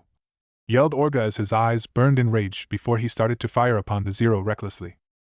Naruto just shook his head at the insane pilot as he easily weaved in and out of his shots as he slowly closed the distance between the two of them. The Calamity was just too heavily loaded with artillery that it couldn't keep up with Zero's superior speed and maneuverability. In a matter of moments, Naruto was right in front of the Calamity and Orga didn't even get the chance to scream as a beam saber cut his Gundam in half. To an outside viewer, it looked as if Wing Zero hadn't even moved its arm as it passed right by the Calamity in a blur. Wing Zero had its back turned to the Calamity, as the Gundam slowly fell in half before exploding in a large explosion. Naruto didn't even bother to look back at the Calamity, and went to see how the nuclear strike went. He noticed that all the plants were still there, which confused him because there is no way ZFT could have stopped all those nukes on their own. It was something he didn't get to think too long on when a beeping sound went off, and he barely dodged out of the way in time to avoid being cut in half by the largest beam sword he had ever seen. The Justice, thought Naruto as he turned to face his new opponent, and noticed that it had some strange pack on its back. His eyes widened in realization as it must have been with these new packs that the Freedom and Justice were capable of destroying all the nukes. Perhaps, now they had the power to beat him and give him the eternal darkness he sought so much. Athrun quickly used the meteor to lock in on Naruto before firing a huge amount of missiles at him. Naruto quickly activated his Zero system and turned his thrusters on at full blast as he attempted to avoid all the missiles. There were just too many though, and he took several direct hits, but nothing that would slow him down for long. Wing Zero's armor was tougher than any other Gundam, which meant it could take considerably more damage without its capabilities suffering from it. "His Gundam's armor is incredible if it could withstand several direct hits like that," cursed Athrun as he activated the beam sabers on the meteor and tried to take out the Zero with them. "Your power is truly impressive with that pack on, but what good is all that power if you can't hit anything with it?" said Naruto with disappointment clearly in his eyes. The meteor was designed for taking out multiple enemies and increasing the speed at which the Justice or Freedom could travel long distance, but in close combat, it was merely a burden as Athrun was learning. The best he was able to do was keep Naruto at a distance with his beam sabers, but he was nowhere close to landing a blow on him. It wouldn't be long before the Zero Gundam got within his guard and Athrun knew it. Naruto and Athrun were about to clash again, when a loud beeping sound filled their cockpits and Zack came yelling at the Justice over the international frequency. "Freedom, Justice, get out of there now. They are going to fire the Genesis," yelled Zack as he ordered all ZFT forces to pull back. Less than a few seconds later, a large blast came from about a mile or so away from them and was heading straight for them and the Earth forces behind the Zero. Athrun's eyes widened in horror as he realized he wouldn't be able to maneuver out of the way in time and would be annihilated in the blast. He gasped in shock and disbelief when he felt something quickly destroy the meteor pack before grabbing him and carrying him safely out of the blast seconds before it consumed him. "Why?" gasped Athrun as he looked upon Wing Zero, which was responsible for saving his life. He watched as Wing Zero released him then calmly floated in front of him. The two Gundams stood staring at each other before Wing Zero flew off in the distance to check on its forces. "Athrun, we need to destroy that weapon before it can be fired again," said Kira as he appeared on his friend's monitor. Athrun snapped out of his stupor and looked down at his friend. I'll do it, you just continue to fight out here while I take care of that thing, replied Athrun as his eyes narrowed. He knew it was his father that had fired that monstrous weapon, and he was going to be the one to stop it. Right, agreed Kira before closing the link.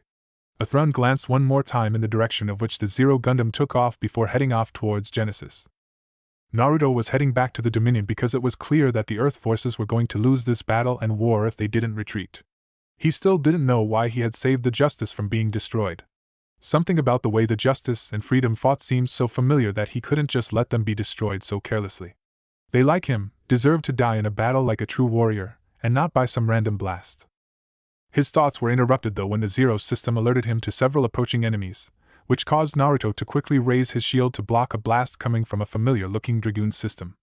Seconds later, several Dragoons surrounded him and started to fire upon him with deadly accuracy, but he was able to predict their patterns and destroyed 2 of them before they flew towards a Gundam he had never seen. Impressive, it seems you are truly as good as they say, but I can't allow your existence to remain anymore, smirked Rao as the Dragoons attached to the pack on the back of his Providence Gundam. I have heard of you as well, Commander Rao Le Cresset, said Naruto calmly as he floated in front of the Gundam. Haha, then you knows that I will not fail in killing you and that damn boy in order to ensure my plans for humanity succeed, laughed Rao as he fired his beam rifle along with the 5 Dragoons on his back at Naruto. Wing Zero turned its thrusters on to full blast, and dodged to the side to avoid being hit before returning fire with its own buster rifle. The Providence Gundam quickly evaded the blasts, and released its Dragoons that started to attack Naruto to keep him on the defensive. HN, thought Naruto as he weaved in and out of the Dragoons that were giving him no time to return fire. If weren't for the fact that he had the Zero system activated and his own superb spatial awareness skills, he probably would have lost an arm or leg by now because of the onslaught. This Providence Gundam was in a league of its own, especially with a pilot like Rao in command of it. Give it up, there is no way you can match my Gundam's power, laughed Rao as he took aim upon Naruto with his beam rifle. We shall see, replied Naruto as his eyes narrowed as he came up with a plan to destroy the Dragoons, but right before he could implement it he received a vision from Wing Zero that made his eyes widen in horror. No, not again, pleaded Naruto as he slammed his hands into the console while his Gundam shook from being hit by several beams. He had just been sent a vision of Lieutenant Bajuro being killed by Lord Azrael because she refused to fire upon the Archangel. She died with a smile on her face just like Hinata because she finally chose to make her own decisions and not do as others tell her. Goodbye, grinned Rao as he had all his Dragoons returned to him as he prepared to destroy Wing Zero in one final blast. Just as he was about to fire upon the immobile Gundam, a bright light exploded from the Gundam and temporarily blinded him. When he was finally able to see again he noticed that Wing Zero was nowhere in sight. He cursed, but decided to go after the Freedom, and then after he had dealt with that boy he would find Wing Zero and make sure it couldn't escape him a second time. Chapter 2. Is there anything I can get you, sir? Is there anything I can get you, sir? Asked Missy as she approached a man at the counter with spiky blonde hair and beautiful sky-blue eyes. The man was absolutely gorgeous in her opinion, and she would have wasted some of her time flirting with him if it weren't for the fact that he scared the hell out of her. No one really knew anything about the man except that he had shown up about 2 months ago and since then stayed at a local motel. He came in every morning for a mug of coffee and would drink it slowly while staring up at the ceiling with a blank look in his eyes. It was rather creepy, which caused most people to avoid him like a plague, but Missy needed the money to pay for her bills so was forced to see if he wanted anything. I'll have some coffee, answered the man as he didn't even bother to look at her. Sure thing, smiled Missy hesitantly before quickly leaving. The man sat there with a blank look in his eyes and waited patiently for his coffee. His eyes betrayed none of his thoughts, and when his coffee was served, he thanked the woman before calmly taking a sip from it. As he was drinking, his ears picked up the sounds of the door opening and closing. A few seconds later, he heard footsteps approaching his table and wasn't long before sat down across from him. He glanced up from his drink and found himself staring into the amused eyes of a handsome man with long flowing black hair wearing some expensive clothes. I must say, you are a hard man to find, but I should have expected you would be in some desolate place like Canada, chuckled the man before signaling the waitress that he would like some coffee. Why are you here? Asked the blonde-haired man as he put his coffee down gently. I take you know who I am then, since you haven't assumed I am here to kill you, smiled the man. You are the current chairman of the Plants and ZFT, Gilbert Durandal, replied the blonde-haired, not in the least bit impressed. They both stopped talking when the waitress came by the table and poured Durandal some coffee. Once she left, Durandal calmly took a sip of his coffee and smiled in delight before placing it down in front of him. Yes, I am, and you are Captain Naruto Uzumaki, pilot of the Gundam known as Wing Zero, and many other titles, said Durandal with a small smirk. Naruto just stared at the man with a blank look in his eyes because he still hadn't answered his previous question. Durandal could see why people were so intimidated by the man, as it was like he was peering into your soul with those eyes, and it was very unnerving. Anyway, I heard about how the Earth Forces has been trying to get rid of you for not turning over your Gundam once the war was over, and I was hoping I could help you with that problem, said Durandal as he took another sip of his coffee. Offering me sanctuary in the plants when I am hated by the entirety of coordinators for what I did at Boaz. I don't see how that helps me, replied Naruto. Actually, I was hoping you would consider joining ZFT and then you wouldn't have to worry about such things, corrected Durandal. You want the power of Wing Zero on your side when the next war comes around, said Naruto knowingly. I am glad to see I am not the only one who sees that another war is inevitable, and you are correct in a way. Whether Wing Zero fights for ZFT or not doesn't concern me because you are the only one who can pilot it from my intelligence, started Durandal, but paused when Naruto finished. So by me joining ZFT you have guaranteed that Wing Zero won't be used against you, as no one else could pilot it but me, and since I would be on your side it couldn't be used against the plants, finished Naruto as he took a sip of his coffee. Exactly, and I am willing to meet almost any demand to get you to join ZFT to ensure the plant's safety from Wing Zero, said Durandal firmly. Naruto stared at the man with a blank look on his face as he thought about what he was being offered. He already knew the man was hiding things from him, but that was nothing new, so it didn't bother him too much because he could always find out what he was hiding if he wanted to. The Earth Forces had betrayed him, and though he didn't like to think about it, he wanted to avenge the death of Naruto Bajirul. It wasn't that he wanted to join ZFT, but merely show the Earth Forces what all traitors deserve. I will give you my answer in a week, said Naruto as he left some money on the table, then calmly left. Perfect, thought Durandal with a satisfied smile. Somewhere in northern Canada. Naruto calmly walked on top of the snow as if it were solid ground as he made his way to some unknown destination. It was as cold as can be this evening as the snow fell down from the sky lightly, but Naruto didn't seem to be bothered by it as he wore some casual clothes with no jacket or anything else. He just continued to walk as if it were a warm summer day and showed no signs of slowing down. It wasn't about until 10 minutes later, he stopped walking and raised his head to look up at the large machine in front of him. The mobile suit was half buried in snow as it rested against a large hill, but if looked closely could easily see its blood-red, crimson armor standing out from within the snow. Naruto just stood there standing in front of the demonic-looking mobile suit. 2 months since the war ended, and you were born. Now I am being recruited by the chairman of the plants to join ZFT, thought Naruto as he stared up at the Gundam.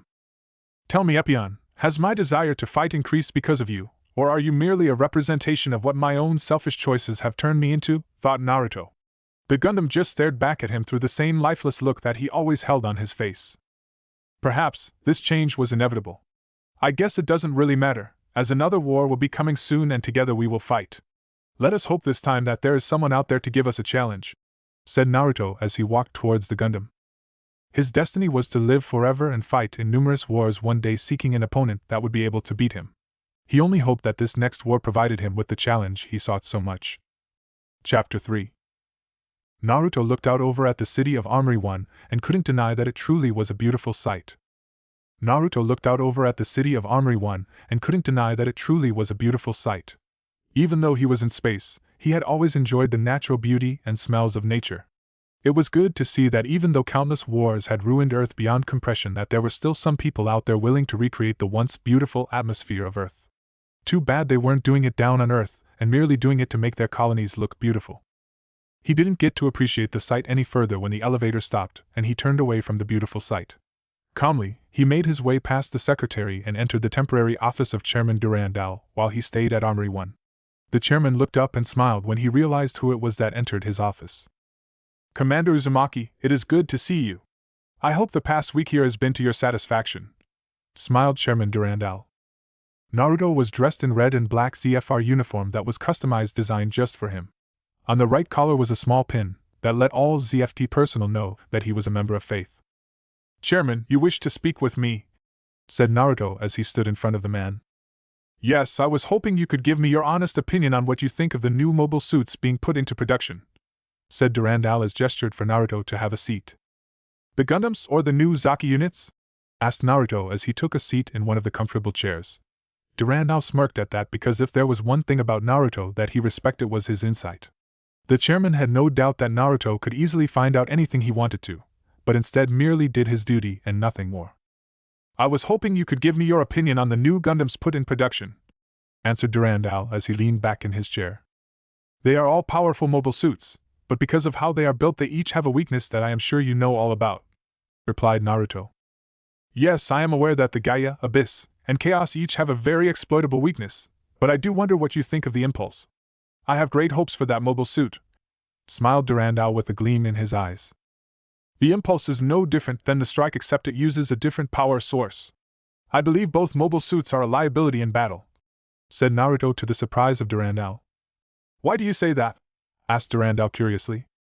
It is a Gundam designed to reach optimum efficiency by being able to change its parts during battle to fit any situation. That is the main problem with it. Those few seconds that it takes to change gear leaves it wide open for an attack that any smart opponent would take advantage of. It would need to work in tangent with some other mobile suits that have some competent pilots to cover it while it changes gear, explained Naruto. I never thought of it like that, and I do see your point, confessed Durandal thoughtfully while Naruto looked at him blankly.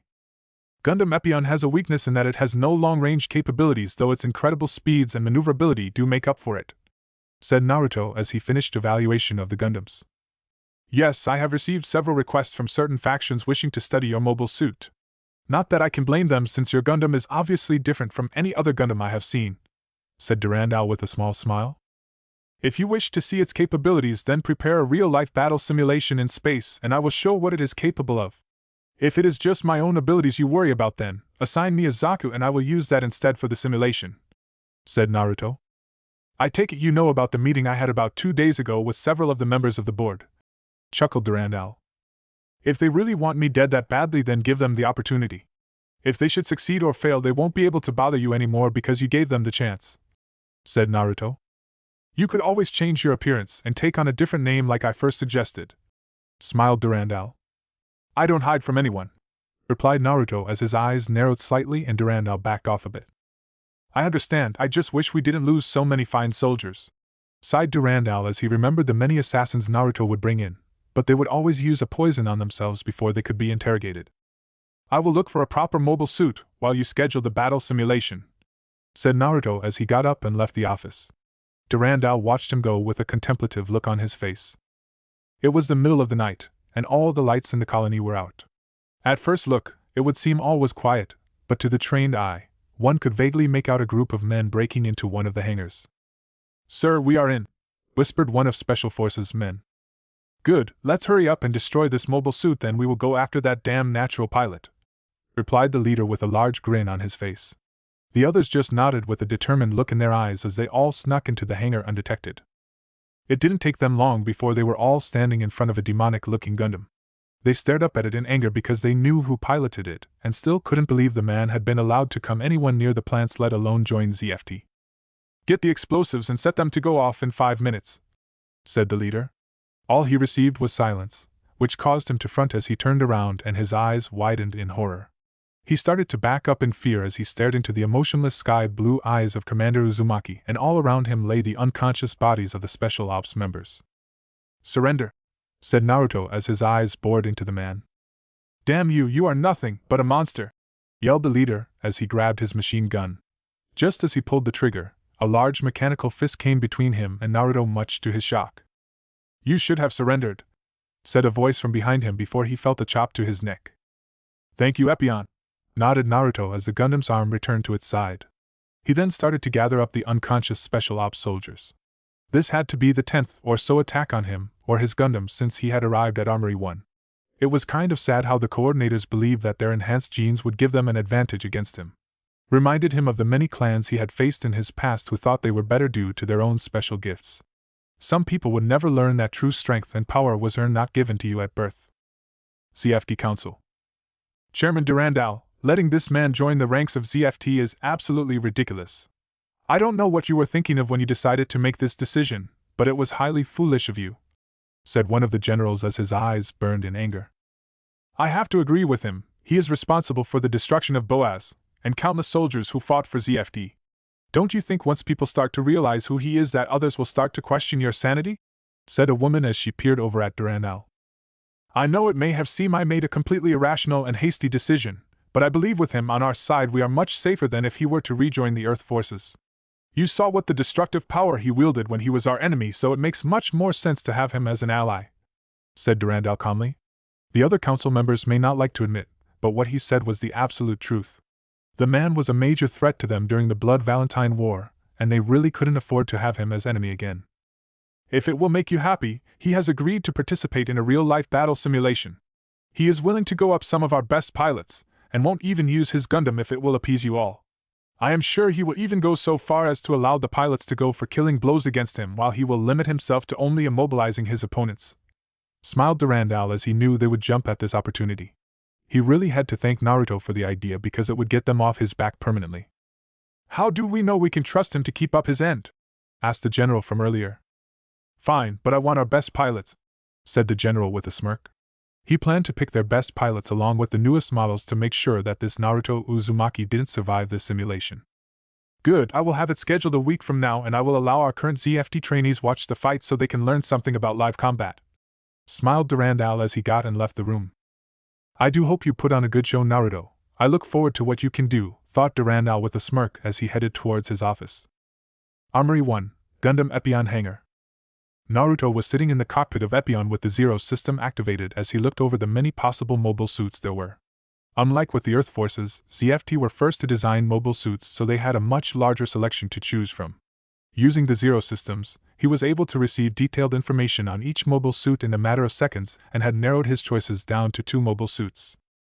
The first one was a Zaku gunner, Zaku that Luna Maria pilots, which excelled in long-range combat and had close combat capabilities. He usually didn't like using guns and weapons such as those, but he had to be realistic. There was no doubt in his mind that he would be facing some of the best pilots they had, and he would need a mobile suit that could fight against multiple opponents. This mobile suit had impressive long-range capabilities and he could definitely use it to his advantage. The only problem was that it was a fairly new mobile suit, and not many were put in production yet. The other mobile suit was the ZGMF 601 Argue IZR that was currently in mass production, but was about to be replaced by the Zaku units.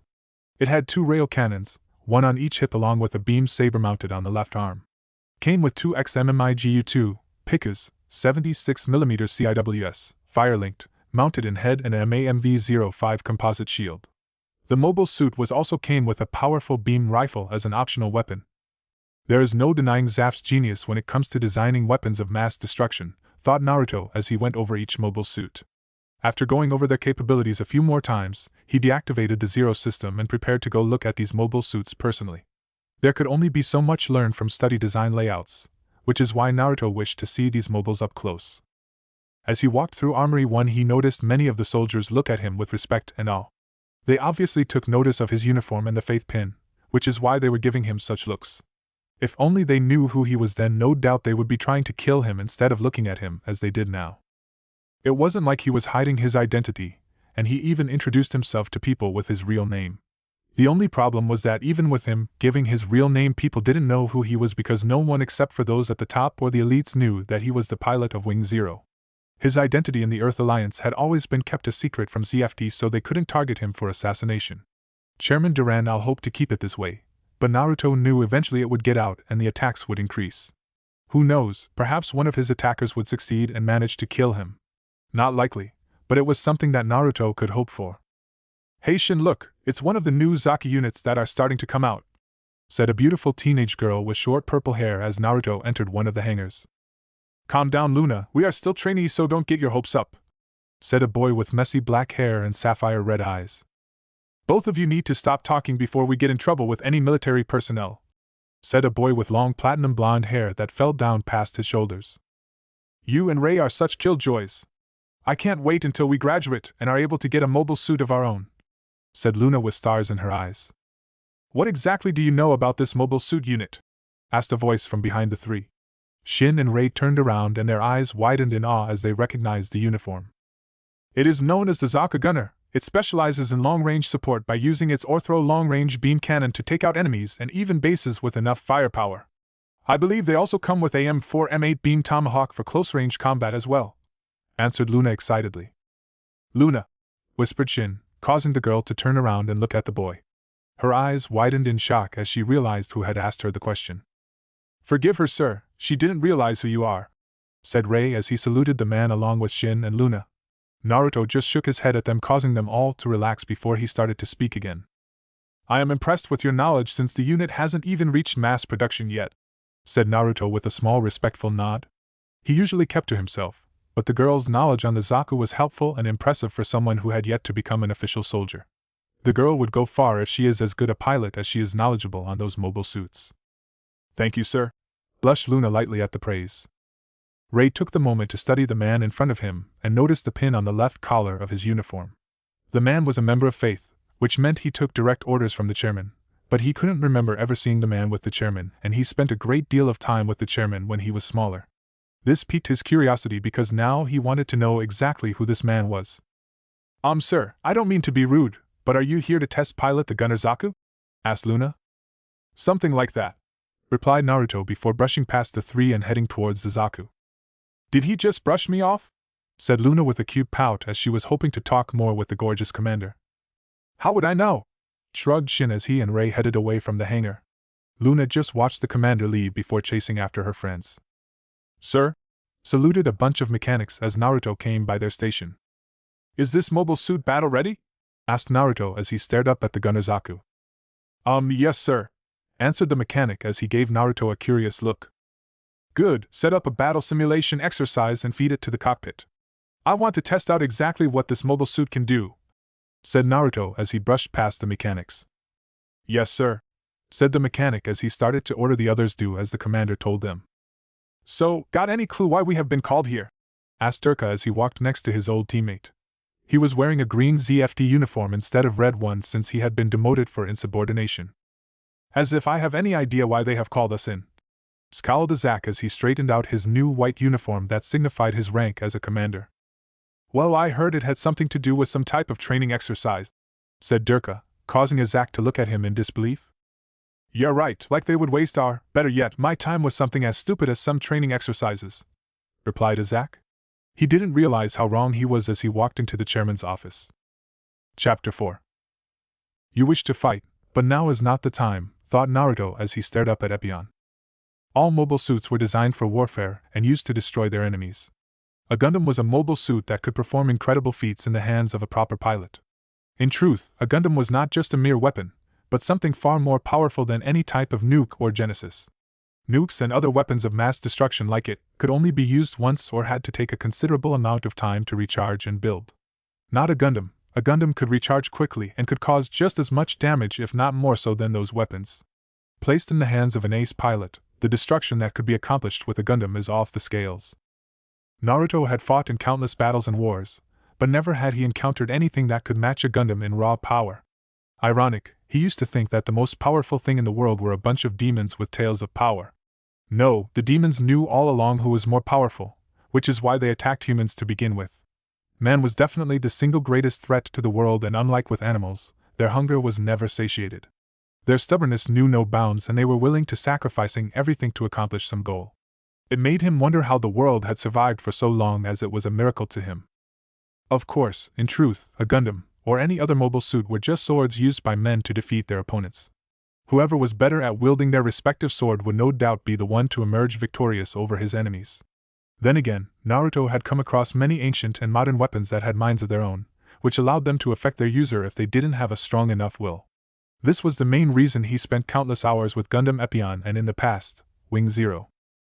Naruto didn't know how it happened, but Epyon and Wing Zero seemed to have some type of conscience. He didn't know if it was a side effect from his timeless mind and power merging with the Zero system or something else, but it was there. The only difference between the two Gundams was the way they interacted with him. When he used to pilot the Wing Zero, he would always receive visions of his past, mostly dedicated to those he loved, and gave his life numerous times to protect over the course of 1,000 years before he started to let go of his emotions. It was trying to tell him something through those visions, but he never understood what. He doubted he would ever understand it, since he had spent the past 9 centuries locking away his emotions once he had finally given hope on humanity. Still, a part of him desperately wanted to understand the message Wing Zero was trying to send him and wished for one more chance to speak with the Gundam. The chances of that happening were extremely low, as he now had Epyon and Wing Zero was long gone. He had never used Epyon in battle since the last war had ended before he got the opportunity, but that didn't mean he didn't know its purpose. Unlike with Wing Zero, Naruto could already feel what the purpose of Epyon was and its desire. Epyon wanted to fight, plain and simple. The Gundam wanted to enter as many battles as possible where it could fight and die like a true warrior. It didn't care about the past or future, and only wanted to live and die as a warrior. In a way, it fully represented what Naruto believed he lived for. If you truly represent my heart's desire, then why do the visions of Wing Zero still plague me? Thought Naruto as he stared up at Epyon. He may have lived for 2,000 years and be able to find out any piece of information he wanted that was on paper, but when it came to his own internal conflicts, the answers would not be obtained so easily, much to his disappointment. I can't believe this. Why would the chairman let that natural join ZFT? Growled Izak as he punched the wall in anger. I don't know, but do we really have the right to judge after all we did in the war? Replied Durka as he leaned against the far with his arms behind his head. Izak looked down at the ground and clenched his fist as he knew his friend was right, but didn't want to admit. How could he be mad at that natural? He may have been an enemy, but he never attacked any civilian citizens of the plants, which couldn't be said of him. After the war, he was actually charged and indicted for war crimes against civilians. If it wasn't for all he had done for the war while pilot of the duel, he probably wouldn't have just received a slap on the wrist. Still, that natural had destroyed Boaz and hundreds of soldiers lost their lives. I know that, but still, we can't trust him and I won't hold back on him during the so-called training exercise, argued Izak before stomping out of the room with an angry scowl on his face. I better keep an eye on him in case he does something stupid, muttered Durka as he followed his friend. Battlefield exercise. Naruto was sitting in the cockpit of the gunner Zaku he would be using and doing a quick checkup to make sure everything was working good. He continued to work even as a monitor opened up on his screen with Chairman Durandal on it. Naruto-san, I take it you are ready? Smiled Durandal kindly as the man continued to run over some data. Where will the battle be located? Asked Naruto as he finished typing something in the console. The carrier will be taking you to the abandoned colonies at L4 so that you are far away from the plants and our facilities. There will be 2 Nazca-class ships in the area to make sure everything goes okay, explained Durandal. There is no self-destruction switch in my mobile suit, so I take it they will shoot me down instead if I break the rules, said Naruto knowingly. Yes, I felt that someone might too tempted to hit the self-destruct button during the fight if you showed signs of winning, so I took it out and went with this option instead, replied Durandal with a small smirk. HN, responded Naruto as he finished his checkup of the mobile suit and started to power it up. I look forward to seeing what you are capable of, smiled Durandal as he closed the link between them. Naruto didn't even say anything as the visor came down over his eyes and he prepared to launch. Armory 1. Hey Ray, do you know why they called us all down here? Asked Shin as he took a seat next to his friend. Yes, apparently, there will be a real-life training exercise going on to test the capabilities of 3 of the new production models, answered Ray, as he looked up at the many large screens that each showed a different angle of the abandoned L4 colonies. Did you 2 hear? 3 new Zaki units will be tested today, and they are allowing everyone to see so that the chairman can see what everyone's opinion on the new mobile suits are, said Luna excitedly as she took a seat in front of Shin and watched the screen intensely. I didn't know they did things like this, blinked Shin as he looked up at the screen. They don't, but I am sure the chairman has a perfectly good reason, and you have to remember only military personnel are allowed to see the fight, not civilians as well, explained Ray, as his eyes narrowed slightly. Wow, that Gunner Zaka looks so cool, squealed Luna as the screen did a close-up on the mobile suit. It was painted in midnight black with the joints painted red, as was the shield on the left arm. In its right arm was a huge beam cannon about the size of the whole mobile suit, which let people know it was packing some serious firepower. Ablaze and Zaku, said Ray, as 2 other Zaku-type mobile suits showed up and floated in front of the gunner Zaku. Wait a minute, is this a 2-on-1 match? Asked Shin confused. Looks like it, replied Luna, but didn't bother to take her eyes off the screens. L4 colonies. Remember, Zach, these are just prototypes, so don't kill yourself trying to take him down, smirked Durka as he opened a link with his friend. I know that, now shut up and stay out of my way, growled Izak as he prepared to take aim at the gunner Zaku, but his eyes widened in shock as he realized it was about to fire at them both. Durka and Izak both flew out of the way as a large beam passed through the spot both were in. They both turned to take aim at their opponent, but found he was flying away and headed towards the debris of the abandoned colonies. Trying to hide, are you? I don't think so, glared Izak as he increased his thrust while shooting at his opponent using the Gatling guns on his mobile suit's shoulders. Really need to work on that anger of yours, sighed Durka as he started to take aim at their opponent. It was amazing to see how well the gunner Zaku was dodging the shots from Izak as it held that large cannon in its right hand. Gotcha! Smirked Durka, but before he could pull the trigger, he cursed as the gunner Zaku disappeared behind the colony. Damn it, we need to be careful, cursed Izak as he spoke to Durka. He's definitely good. It would probably be best if we stick together since he might be hoping for us to split up and look for him, said Durka logically. That bastard can't hide forever, muttered Izak. The Blaze and Zaku started to explore the remains of the abandoned colony as they searched for the gunner Zaku. What they didn't know was that the captains of each Nazca-class ship was trying to open a link with them to tell them where Naruto was hiding, but for some reason it wasn't working. Chairman. If you thought I was going to let you have the complete advantage, General, then you were sorely mistaken, smiled Durandal as he had some of his most trusted advisors jamming the Nazca-class communications so they couldn't interfere. Battle AK training exercise. So they sent the former pilot of the duel and some other after me, thought Naruto as he pulled out one of his frag grenades and placed it at a strategic location, before quickly leaving the area. He recognized the duel pilot from the way he fought, but had no idea who the other pilot was. It didn't bother him though because he already had a plan to take them both out. A beeping sound went off in his cockpit, and he quickly dodged to the right just in time to avoid being destroyed. He gripped his ortho beam cannon with both hands of his Zaku and fired it at his two opponents, before getting cover behind a large piece of floating debris. Durka, you go to the right while I go left, ordered Izak as he took off before his friend could stop him. Why do I get the feeling this is going to turn out bad? Said Durka, but did as his friend wanted. Now, thought Naruto as he came out from behind the debris and took aim at Izak. He got off one shot before releasing the cannon just as Durka filled the spot he was just in with multiple beams. Naruto watched as his beam cannon was destroyed, but it had served its purpose. Screamed Izak, causing Durka to stop firing and Naruto look over at his friend. His eyes widened in horror as he saw Izak's suit get blasted back from a blast from within the colony, and now his mobile suit was missing its right arm and the whole right side was in bad condition. His main weapons were damaged as well, so Durka knew he was out of the fight for the moment. What the hell? Cursed Durka as his eyes narrowed in contemplation. He knew there was no way Izak got hit by that beam, so what had happened? A bomb? No, where could he have got the explosives since the gunner Zaku only comes with several types of grenades besides the main weapons, thought Durka, but stopped when he realized what had happened. The pilot of the gunner Zaku hid a proximity grenade in the colony, and when Izak dodged the beam cannon blast, he came too close to the colony and got caught with the grenade. He didn't get to think more on the matter when he picked up two small objects headed right for him and recognized them as more grenade. With incredible speed, Durka took aim and fired at the grenades before they got too close. His shots hit the grenades right on, but something unexpected happened. Instead of two small explosions full of flames, he got a large thick smoke that blinded him temporarily. Damn it, he used the smoke grenades in space, what a crazy bastard! Cursed Durka. But before he could fly out of the cloud of smoke, he saw some fast coming right at him. He screamed in pain as something cut off his left arm at the elbow joint, which caused a small explosion that rocked his mobile suit. A beeping sound went off in his cockpit, and it showed the gunner Zaku coming straight at him. Durka cursed angrily because he couldn't fire the missiles from the pack on his pack because it was closing in on him too fast. He noticed that in the gunner's right hand was a beam tomahawk, which must have been what rendered his left arm useless, but they only came with one tomahawk if his memory of the mobile suit was correct.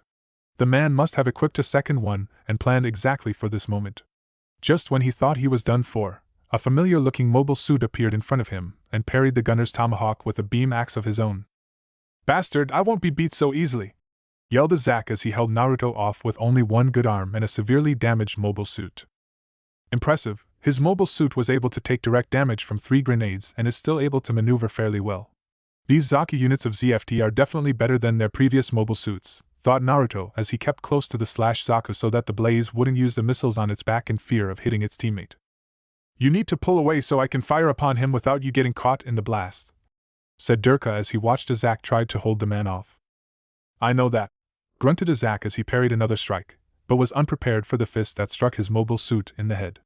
His cockpit started to haywire, and he knew that he couldn't take much more.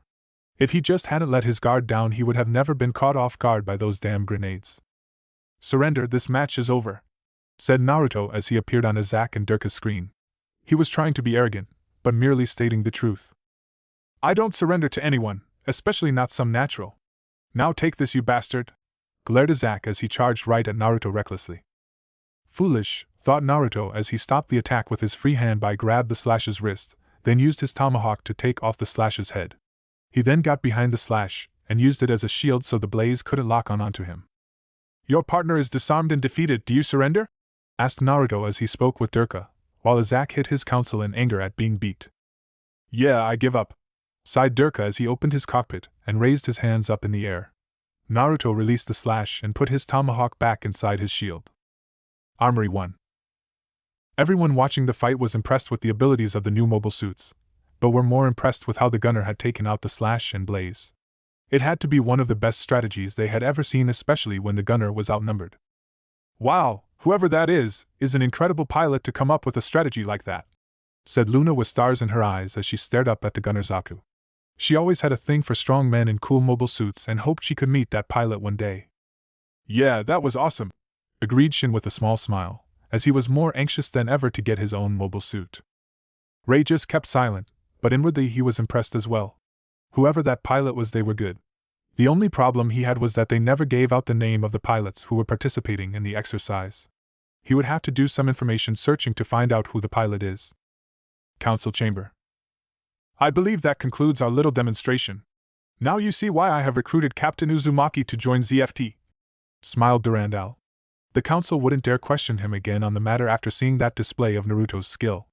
He would have to thank the man properly for making his job that much easier with that display. There is no denying he is truly an ace pilot, but it remains to be seen if he is loyal to ZFT. For now, though, I believe we all agree that he will be a great asset to ZFT should another war arise, said a council member with a nod of his head at the chairman. The other agreed, though a few reluctantly, while the general who started this whole argument just glared at Durandal angrily. I am glad we have settled this matter and I look forward to speaking with you all again, but I am afraid that I need to get back to some business, bowed Durandal as he took his leave, and the others started to leave as well. The chairman noticed the looks the general was giving him and decided he would have to do something about that man, but not right now. There would be plenty of time later to get rid of that particular nuisance. ZFT grows stronger each day, and I have no doubt the Earth forces are trying to rebuild their lost strength as well, thought Naruto as he stared up at Epion. I thought I might find you here, said a familiar voice. Naruto glanced out of the corner of his eyes to see Chairman Durandal walk towards him before standing right next to him. Chairman, greeted Naruto before returning to look up at Epion. The chairman nodded his head at the man as he too looked up at the intimidating Gundam. After a few minutes of silence, the chairman started to speak. Congratulations on beating 2 of our best pilots. I think you have successfully convinced me to mass-producing Zaku's, chuckled Durandal at the end. They are superior to every other mobile suit I have seen besides a Gundam, said Naruto as they both continued to look at Epion. Yes, which brings me to the next reason why I am here. I was hoping you might be willing to offer some pointers to our pilots once they start mass-producing the Gunner and Warrior Zaku.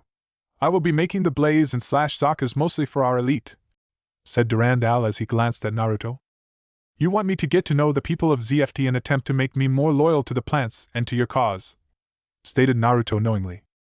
There is no need for that because I do not believe in betraying those that I work for, finished Naruto as Durandal could only smirk at the man's insight.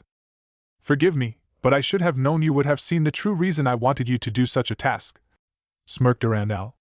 The man had just guaranteed him his loyalty with that last comment, and that is exactly what he wanted. I would like to request that when you assign me to a ship that it has a pilot that specializes in using a Gunner Zaku. It would complement Epion's own abilities perfectly, said Naruto. Well, my people are working on developing a new warship, and once it is complete I will be assigning you to it. I was going to assign 2 others depending on their progress until then, but I think I can assign 1 more to increase the efficiency of your own Gundam, said Durandal thoughtfully. Naruto just nodded his head because he knew what warship the man was speaking of since he had seen the designs for it. It truly is a magnificent sight, said Durandal as he stared up at Gundam Epion one last time, before taking his leave. I can't wait to see what it is capable of, smirked Durandal as he left the hangar. Another war is coming, thought Naruto as his eyes hardened and Epion's own eyes seemed to glow a brilliant green in the moonlight, showing its anticipation to be able to fight. Chapter 5. Have you found him yet? Have you found him yet? Asked Lord Jibril as he glared down at one of the men he had hired. Jibril was a tall man in his mid-40s and had short platinum blonde hair. He was the current leader of Blue Cosmos since Lord Azrael had been killed, and he carried the same attitude as the former Blue Cosmos leader. No, sir, we have not been able to locate any information on Captain Uzumaki or Wing Zero, replied the soldier as he shifted on his feet nervously. Damn it, there's no way he could have just disappeared. I want him found and then brought to me so that we can interrogate him on where that mobile suit is, demanded Lord Gibril. The soldier saluted before quickly disappearing to do as he was told. I will have that mobile suit and its power, thought Gibril as he glared at his drink. Hey Commander, how do you like the new Zaku Phantom? This is the first production model made, smirked Han as he cleaned off his hands with a rag. He was a young man in his early 20s, with short blonde hair and chocolate brown eyes. Though he was young, he was one of the top mechanics and technicians in ZFT. Impressive, said Naruto as he looked over the newest ZFT mobile suit. Yeah, unlike those prototype models that were used in that training exercise a few months ago, this model is completely finished. It can be installed with the Blaze or Wizard pack and its maneuverability to perform a magnitude of tasks, smiled Han proudly as he had helped design this particular mobile suit. I am still pissed off that they rushed through making those two prototypes because it completely lowered their capabilities. If they would have just gave us some more time, they would have performed much better than they did and probably wouldn't have been torn apart by that gunner pilot, sighed Han as he shook his head. Naruto didn't bother to say anything to that because he knew it was the truth. The Blaze and Zaku should have performed better than they did against him. It was clearly obvious that they had been rushed and certain details were overlooked just to get them semi-battle ready. Will they be mass-producing these Phantom models? Asked Naruto. Nah, the average pilot wouldn't be able to bring out its full potential. These are reserved strictly for the aces, answered Han. So then most pilots will be received of Zaku warrior or gunner, stated Naruto, to which Han nodded his head. Yep, but hey, you don't have to worry about it since you have that Oni Gundam of yours, smirked Han. Its name is Epion, frowned Naruto as he glanced down at the man. Looks more like a demon to me, shrugged Han, but gulped nervously as he saw that Naruto was glaring at him. He threw up his hands in surrender quickly before apologizing to the man for his comment. Name is Epion, got it, chuckled Han nervously. Commander Uzumaki really didn't have a sense of humor when it came to his Gundam. I will be back later to go over the full capabilities of this new unit, said Naruto as he turned away and started to leave. That's just great, we just get a fully functional production model, and he is going to destroy it with that damn Gundam of his.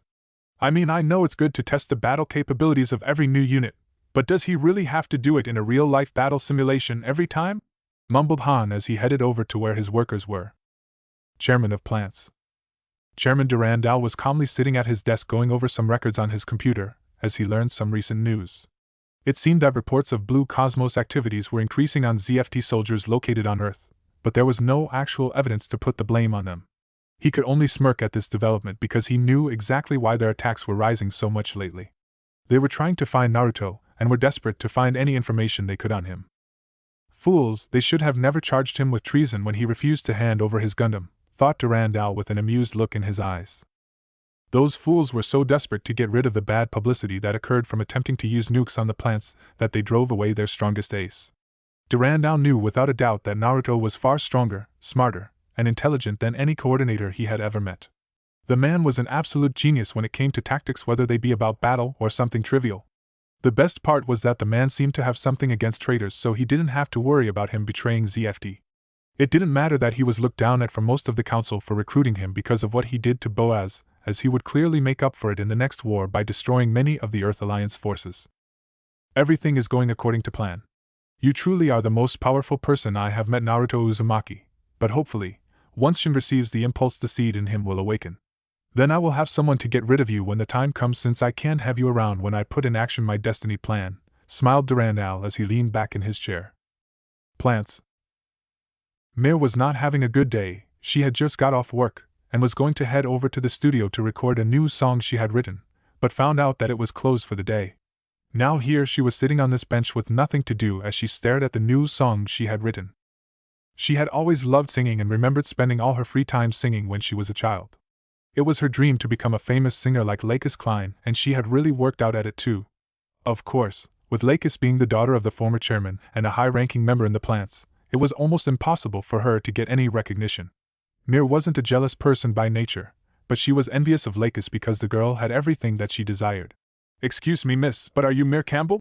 asked an older woman, wearing see-through shades and had short brown hair. Yes, blinked Mir, as she didn't recognize the woman. A pleasure to meet you, Mississippi Campbell, and I hope in the future to know you better, but right now I am afraid I need you to come with me. The chairman wishes to speak with you, said the woman with a friendly smile. The chairman wants to see me? Spluttered Mir with wide eyes, as she couldn't believe what she was hearing. Why would the chairman want to see her? Yes, so if you would please come with me now, then the sooner you can meet with him, and he will explain why he wanted to see you, smiled the woman as she held out her hand to Mir. Mir still had trouble believing that the chairman wanted to meet with her when she was just a small-time singer, but a flicker of hope started to burn. Thank you, now come, smiled the woman. Mir just nodded her head and followed next to the strange woman, not knowing that her whole world was about to change. Chapter 6. Mir stared at herself in the mirror and felt extremely awkward as the face of Lakis Klein stared back at her. Mir stared at herself in the mirror and felt extremely awkward as the face of Lakis Klein stared back at her. Long beautiful pink hair, gorgeous light blue eyes and a pretty heart-shaped face is all Mir saw as she looked at her reflection in the mirror. There was no denying the fact that she could easily pass for Lakis Klein's twin, as they looked identical now, but there was still a major difference. Thought she may look and sound like Lakis Klein, Mir did not possess any of the other girl's personality. She was still the attention-seeking woman she always had been, which is the main reason why she agreed to impersonate Lakis Klein. Chairman Duran now promised her that she would become a star just as she always dreamt, but to do so she would have to impersonate Lakis by having her genes altered to look just like her.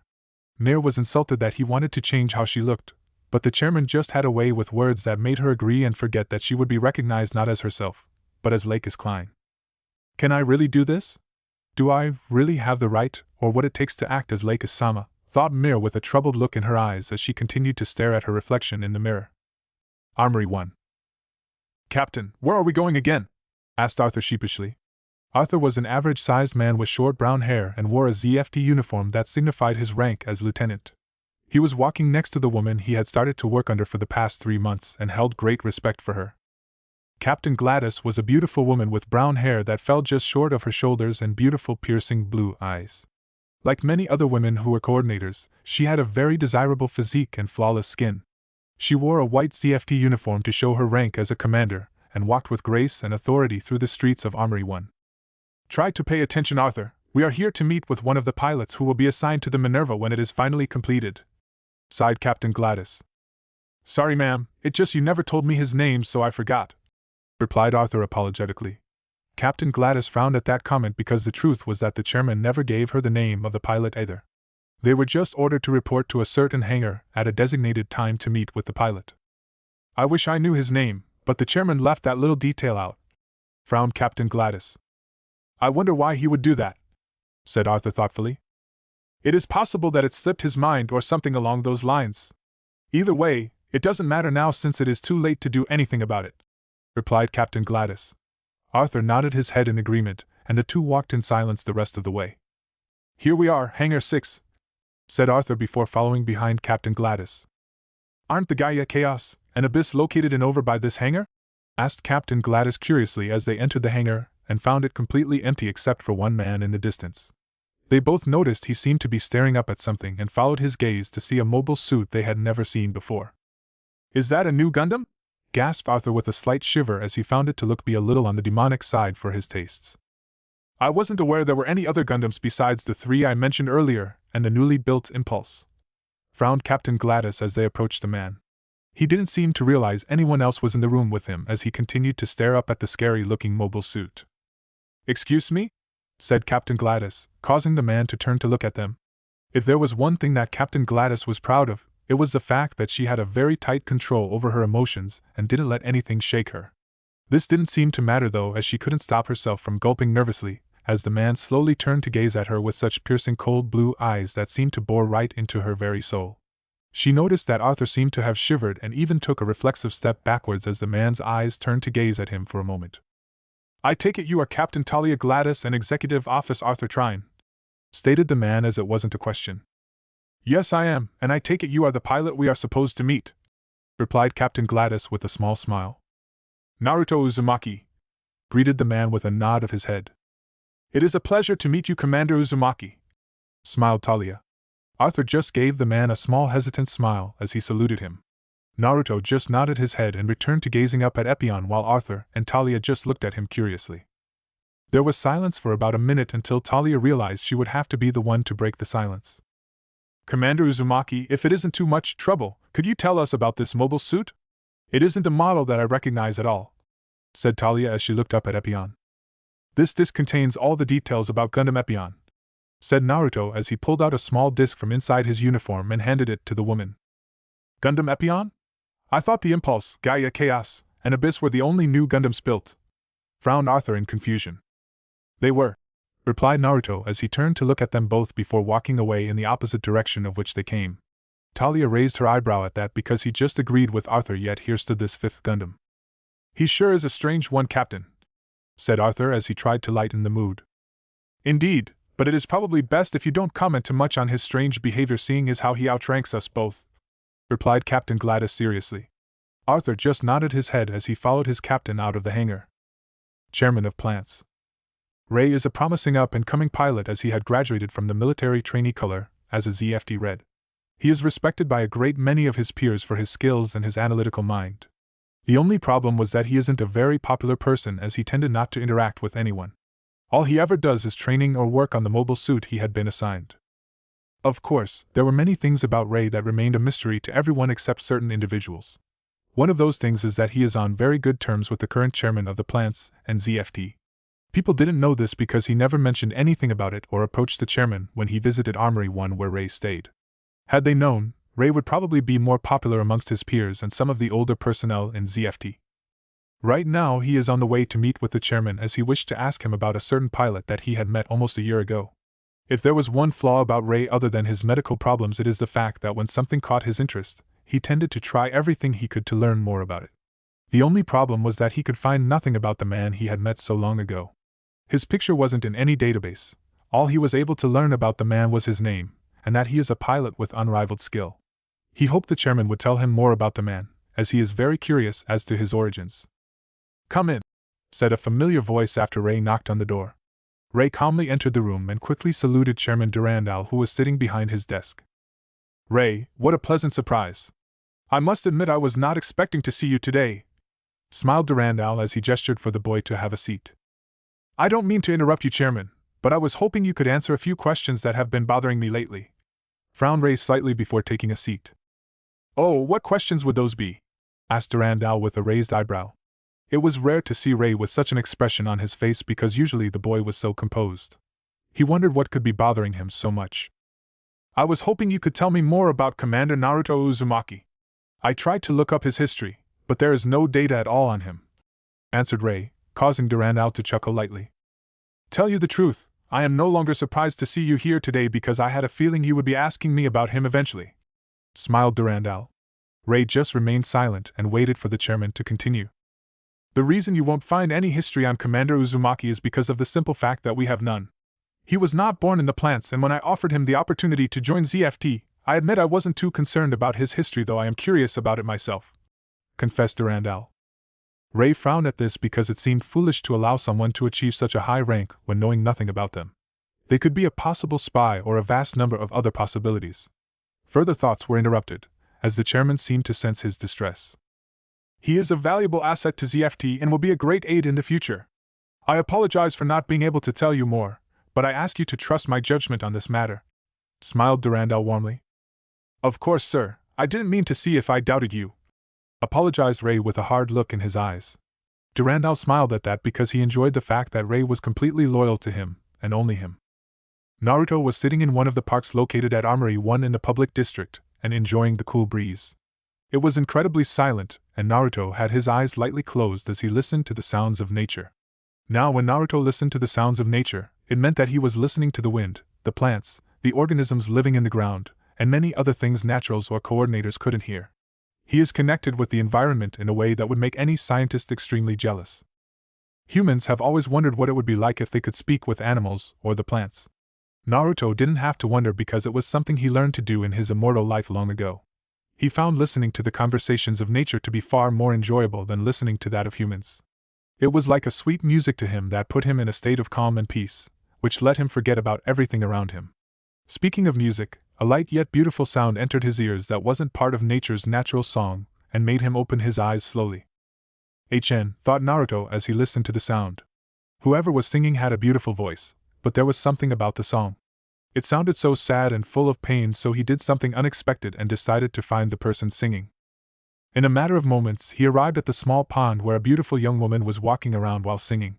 Naruto's eyes narrowed because the young woman looked just like Lakis Klein, but he could tell that even though she looked almost like Lakis, there were a few subtle differences that his eyes could pick up. Mir had decided to go out to get some fresh air, as she was tired of staying inside and studying Lakis Klein's behavior.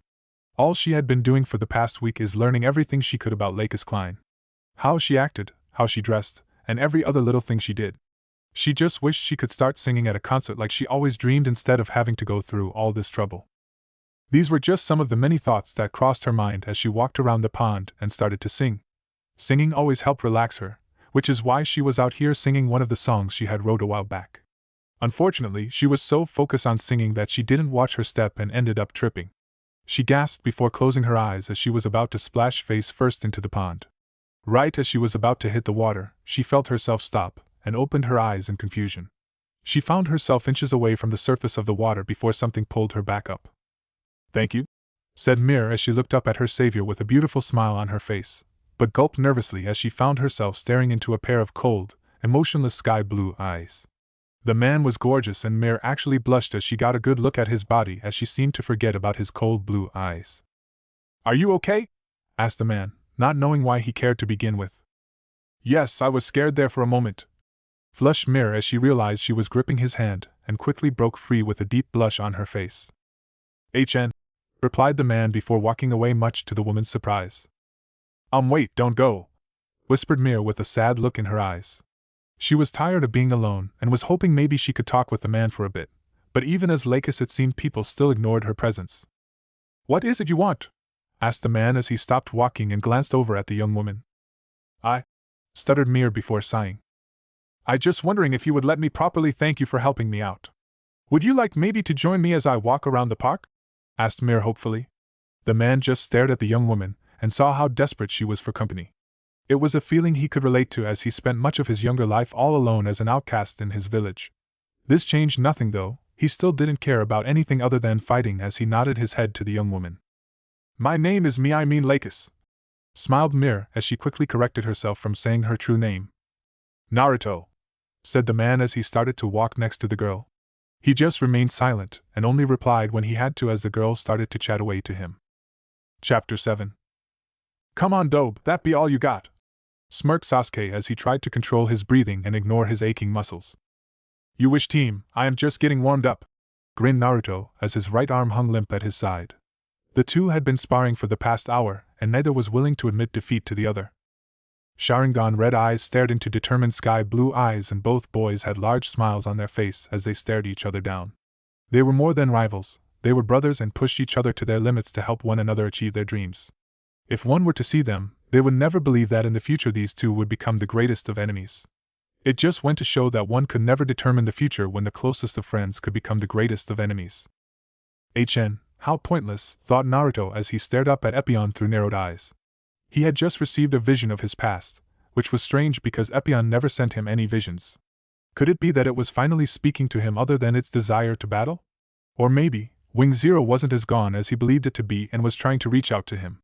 Either way, he wasn't going to dwell on the past as he had more important things to deal with. Whether you sent it to me or Zero did it doesn't matter. I was not changed the first time and I won't be this time either. You waste your time, thought Naruto as he turned his back on Epyon and left the hangar. He refused to admit that the vision was affecting him in any way, but to the trained eye, one could easily see the slightly troubled look in his eyes. Armory 1. "Stay on course, Luna," said Ray harshly, as they floated in space each in their own mobile suits. Ray was assigned a Zaku Phantom that he had painted white so that it stood out from others.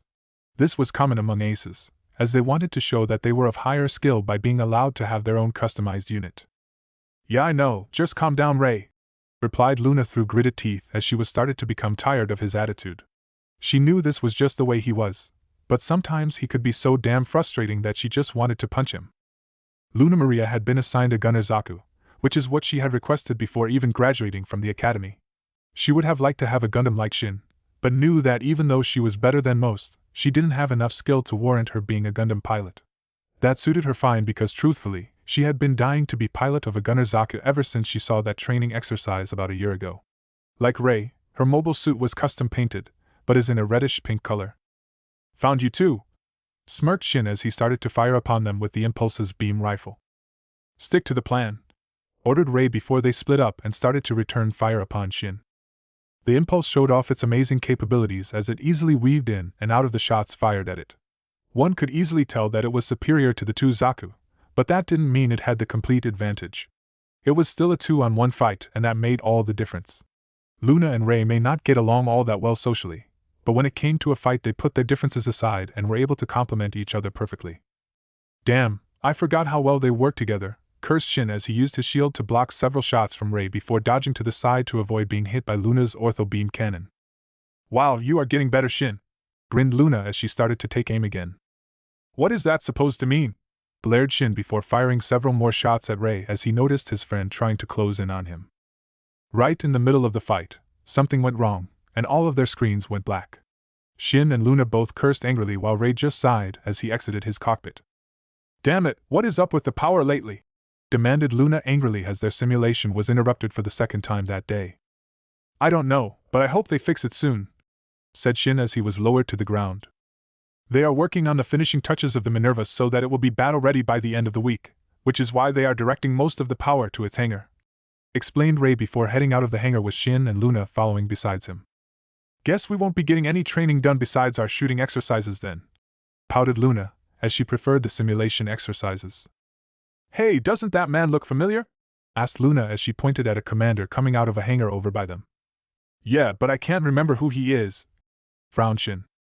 "His name is Commander Uzumaki and a member of Faith. We met him that one day when we were taking a look at the first production gunner-type model mobile suit," said Rei as he watched the man through narrowed eyes. "Oh my gosh, he is the pilot of the gunner Zaku that was used in that training exercise that we were allowed to watch in the academy," gasped Luna, causing Shin and Rei to look at her curiously. She noticed the looks they were giving her and quickly composed herself as she didn't want them to know that she had a slight crush on the commander. He doesn't look all that great to me," scoffed Shin. Luna just sighed before smacking him upside the head. "You can be such an idiot at times. He is one of the top pilots, if not the top pilot in ZFT," said Luna as she shook her head at Shin. Sometimes Shin's arrogance just bordered on stupidity, as he ended up saying things that he should have not said at all. "She is right, it would not do to underestimate him. He was personally recruited to ZFT by the chairman, and he is a member of Faith," agreed Rei. "Fine, but enough talk. I am hungry, so I am going to get something to eat. I'll catch up with you both later," said Shin as he headed over to the market district. "I am going to see how the finishing touches on the Minerva are going because word has it the chairman will be visiting soon to overlook the final stages himself," said Rei before taking his leave. I'll go see how Marin is doing," shrugged Luna. "Do you really think that is the proper thing to be wearing to a meeting like this?" asked Alex as he walked next to the current leader of ORB. If were one to look closely they would notice he looked remarkably like the former pilot of the Justice, Athran Zala. "What is wrong with what I am wearing?" replied Kigali angrily.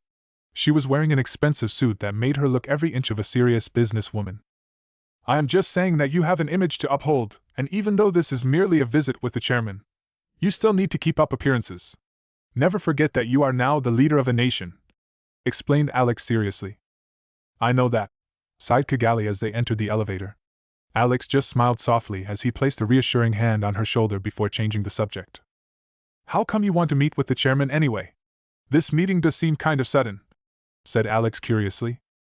"It was the only time that I could find to meet with him as he is always so busy. I want to talk about him with all the reports I have been getting about the building up of ZFT military power during times of peace. I am afraid if this continues that it will shatter the peace we have worked so hard to create," said Kigali as she clenched her fists tightly. "I see," frowned Alex. He understood what she was trying to say, but didn't know if that was something she really had to criticize ZFT about, as ORB had been keeping their own, updating their own forces with all the new technology that had come about in the past year and a half. "The last thing we need is another war to start. So many were lost in the last one, and we still haven't fully recovered from that. Another war would just cause more pointless deaths," said Kigali grimly. She could still remember the look on her father's face as he pushed her into the shuttle while he stayed behind and burned down with ORB just to prevent the Earth forces from obtaining their mass driver. ORB had been rebuilt, But there was still much work to be done, and she would not watch as her nation was dragged into another war.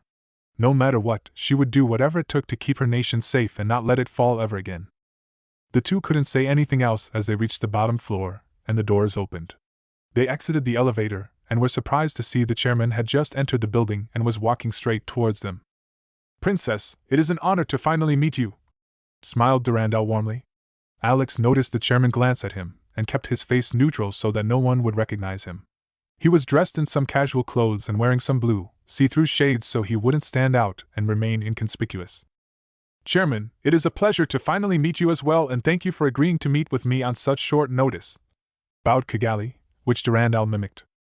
"I would have met with you sooner, but I hope you understand that I have been increasingly busy as of lately. You can understand how hard it is to run a nation," said Durandal, the smile never leaving his face. "Of course," conceded Kigali as they continued to make small talk. "I take it this is your bodyguard?" asked Durandal as he glanced at Alex. He didn't miss the fact that he looked remarkably like the former chairman's son and ZFT pilot, Athran Zala. "Yes, his name is Alex," replied Kigali before changing the subject. She didn't want Alex's true identity to be discovered, so quickly went on to the main reason why she was here. "Perhaps I can ease your mind if I show you around our facilities. I hope that I will be able to convince you as to why you have received the reports you have," gestured Durandal. "Very well," agreed Kigali as she started to walk besides the man and out of the building. Alex just walked silently behind them, followed by several of the chairman's own bodyguards. Elsewhere. "Man, this place is boring," complained Owl as he walked next to his fellow comrade Sting. Owl possessed short blue hair, hazel-colored eyes, and looked to be around the age of 17 or 18. "Don't worry, once we are given the word, we will have some fun, and you can destroy this entire place," smirked Sting. He was around the same age as Owl, but possessed short green hair and light brown eyes that were half-lidded to show his boredom. I can't wait until we can destroy this damn place," laughed Owl. His laughing was interrupted when he noticed his other comrade had started to dance. "What the hell is she doing?" frowned Owl as he glanced at the only female member of the squad. "Playing the role of a ditzy airhead," shrugged Sting as he continued to walk. "Let's go, Stella, you can play around later," yelled Owl with a scowl on his face. Stella was a beautiful young woman with short blonde hair and enticing chocolate-brown eyes. Right now, she was standing in front of a shop window staring at a dress and picturing how it looked on her. A large smile appeared on her face before she started to dance around without a care in the world. It would seem to most that she was strange, but the fact was she was mentally unstable, much like her comrades, except it was more prominent in her. This was a great advantage to her, as it helped immensely with her job because people tended to underestimate her due to her condition, and she was able to easily dispatch of them. She was so focused on twirling around that she didn't watch where she was going and ended up bumping into someone, but they caught her before she fell. "Whoa, you should watch where you are going," said Shin as he dropped his groceries and held the girl in his arm. Stella looked up at him curious before an angry scowl appeared on her face. She quickly knocked Shin to the ground, then ran off to catch up with her two teammates. Shin watched her run off with a confused look on his face, but snapped out of it when he heard his friend laughing at him. "Oh, shut up," grumbled Shin as he picked up his groceries. "Chairman and ORB representatives. All this power isn't necessary, it will only lead to more suspicious from other nations, which could lead to another war," argued Kigali as she glared at the chairman. "I mean no offense, princess, but," started Durandal, but before he could finish several loud explosions occurred. The chairman's bodyguards quickly ran to his side while Alex grabbed Kigali and dragged her off somewhere safe. Alarms started to sound everywhere, and soldiers raced to their stations to figure out exactly what was going on. "Damn it, what is going on?" demanded Durandal. "Hurry, sir, we need to get you to safety," said one of the bodyguards as he gestured for the chairman to follow him and his men. Durandal just nodded his head as more explosions started to occur throughout Armory 1. "Athran, what is going on?" asked Kigali as they ran to somewhere safe. "I don't know, but we need to get you out of here or at least somewhere safe. I won't let you die in a place like this," replied Athran as he looked around everywhere for a safe place to hide or something. "If you are so anxious to leave, then take this Zaku," said an unfamiliar voice. Athran and Kigali both turned their heads quickly to see a man leaning against one of the hangar walls with his arms crossed across his chest. "He looks familiar, but I don't know why," thought Athran as he studied the man carefully. He was wearing a commander's uniform and had piercing sky-blue eyes that were lifeless. "It would be a shame if you were to die here, Athran Zala," said the man, causing both of their eyes to widen. Before they could say anything else, A loud explosion rocked the area, and the two were forced to use their arms to shield themselves from the dust. When it finally settled down, they looked up to see that the man had disappeared, and they were once again by themselves. "Come on, we need to get to that mobile suit and escape before we get caught in whatever is happening," yelled Thrun as he dragged Kigali over to the Zaku. "Okay," spluttered Kigali as she tore her mind off the strange man they had just met. Elsewhere, Naruto watched as the Gaia Chaos and Abyss started to destroy everything in Armory 1 through emotionless sky-blue eyes. He would go out there to help, but first he had to make sure that boy made it out of here alive. Thrunzala was one of the few people who could offer him a challenge in battle and maybe stood the chance of beating him, which would grant him his wish to die in battle like he so desperately wanted. So another war begins, thought Naruto impassively, as the impulse showed up and started to battle the 3 stolen Gundams. The sounds of battle reached his ears and his body started to relax. It was not surprising to see a man who had spent all his life fighting in pointless wars to feel most at comfort when a battle was going on, but it was sad. For a soul to find more comfort in warfare than in peace was just terrible, and yet there stood Naruto, perfectly calm with his eyes closed, but still able to see everything that was going on. "Your desire to fight is raising Epion, and it seems I will be able to cage you no longer. I have no doubt together we will cause much destruction. I only hope someone is able to kill us before we both go too far," thought Naruto as he slowly opened his eyes before disappearing in a swirl of leaves. So began the Second Bloody Valentine War, one that was just as horrible as the first, and caused the death of many more innocents. Chapter 8. Naruto entered the military command center at Armory 1 and wasn't surprised to see everyone running around half-crazed. It was less than an hour ago that some unknown unit had captured all of their new Gundam units except for the Impulse, and took out over 60 of the base before making their escape. One of the generals had called him here as they realized his unit hadn't been damaged. "Commander Uzumaki, would you care to explain why you didn't help in the recapture of the stolen units?" asked the general as he approached Naruto with a heavy glare on his face. "I was protecting the civilian areas at the time," replied Naruto truthfully. He wasn't lying either, because after he had made sure that the Zala boy had got to that Sake, he headed straight for the civilians to protect them from any debris or stray attacks. When it came to war, he had no problem with killing opposing soldiers and personnel, but always held off from harming civilians if he could, as there was no honor in killing people who didn't fight. "All military personnel was ordered to take back our stolen units, not go protecting some civilians that weren't anywhere in range of getting harmed," yelled the general, but took a step back reflexively as Naruto's eyes narrowed just a tiny bit. "I am not under your military jurisdiction, as I only take orders from the chairman," said Naruto as his eyes returned to their normal apathy. The general gritted his teeth at that comment because he knew it was the truth, but he couldn't help but feel there was another reason why the man didn't help join in the recapture of the stolen units. "Very well, in that case I would like to ask you that you leave immediately to go help the Minerva chase down the stolen units and the ship that attacked Armory 1, said the general as he calmed down. Naruto just nodded his head before calmly leaving. "Faith members, all of them are just arrogant good for nothing," scowled the general, as he went back to ordering some men around. Minerva. "Princess, I am surprised to see you on board the Minerva, but I am glad that you are safe," smiled Durandal as he greeted the younger woman. "Thank you, Chairman, but I was wondering if you could tell me what is going on," frowned Kigali. Alex just observed the ship they were in as he walked behind Kigali and Chairman Durandal. "As of the moment, we are currently hunting down those people who attacked our base at Armory 1 and stole our mobile suits.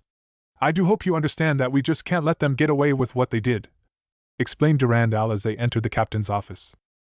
"Of course, this people cannot be allowed to get away with what they did, as it could disrupt the fragile peace that we are currently in," conceded Kigali. "It pleases me to hear you say that because it shows that we both have the same idea. If you like, I would love to show you around the ship as a sign of good faith," smiled Durandal. Kigali glanced at Alex before replying to the chairman. "Thank you, I appreciate your generosity," said Kigali with a nod of her head.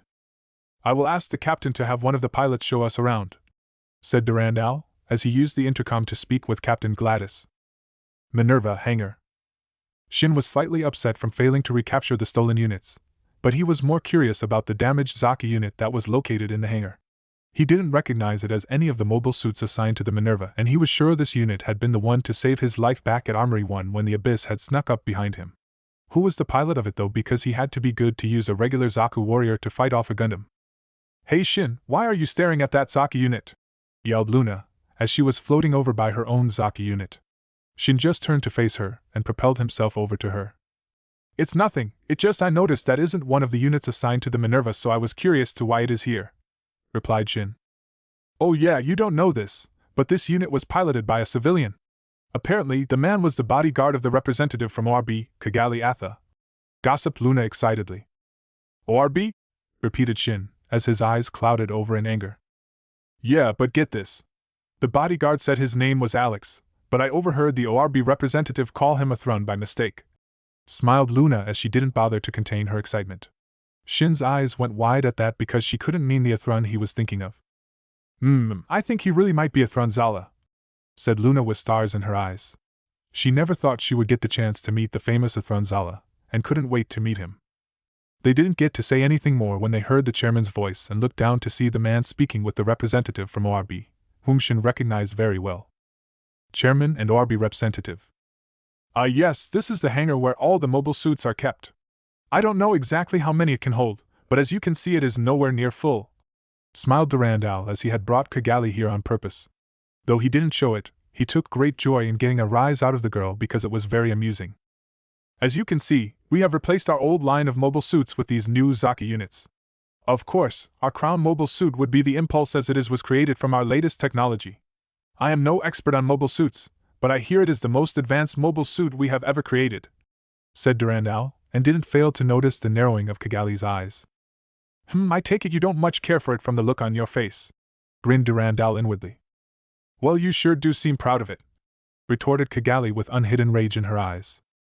Representative, warned Alex. Haha, you remind me of one of our top pilots.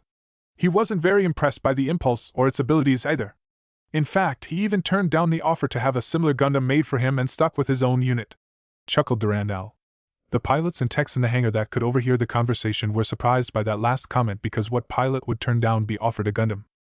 Chairman, you speak of wanting to maintain the peace and preventing war, but you continue to make these machines. If you truly want peace, then all this power shouldn't be necessary, glared Kigali. Durandal didn't a chance to reply as another voice beat him to it. It is just like an athlete to make up excuses, glared Shin as he stared up at Kigali from the ground.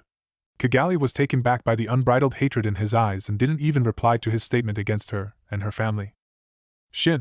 Yelled Ray as he grabbed the boy and hauled him off with an apologetic look on his face. I am sorry about that. I didn't expect a comment like that, especially from him. You see, he is refugee from ORB that was transferred to the plants after the war ended, said Durandal. Kigali was surprised to hear he was from ORB and yet still had some type of grudge against her.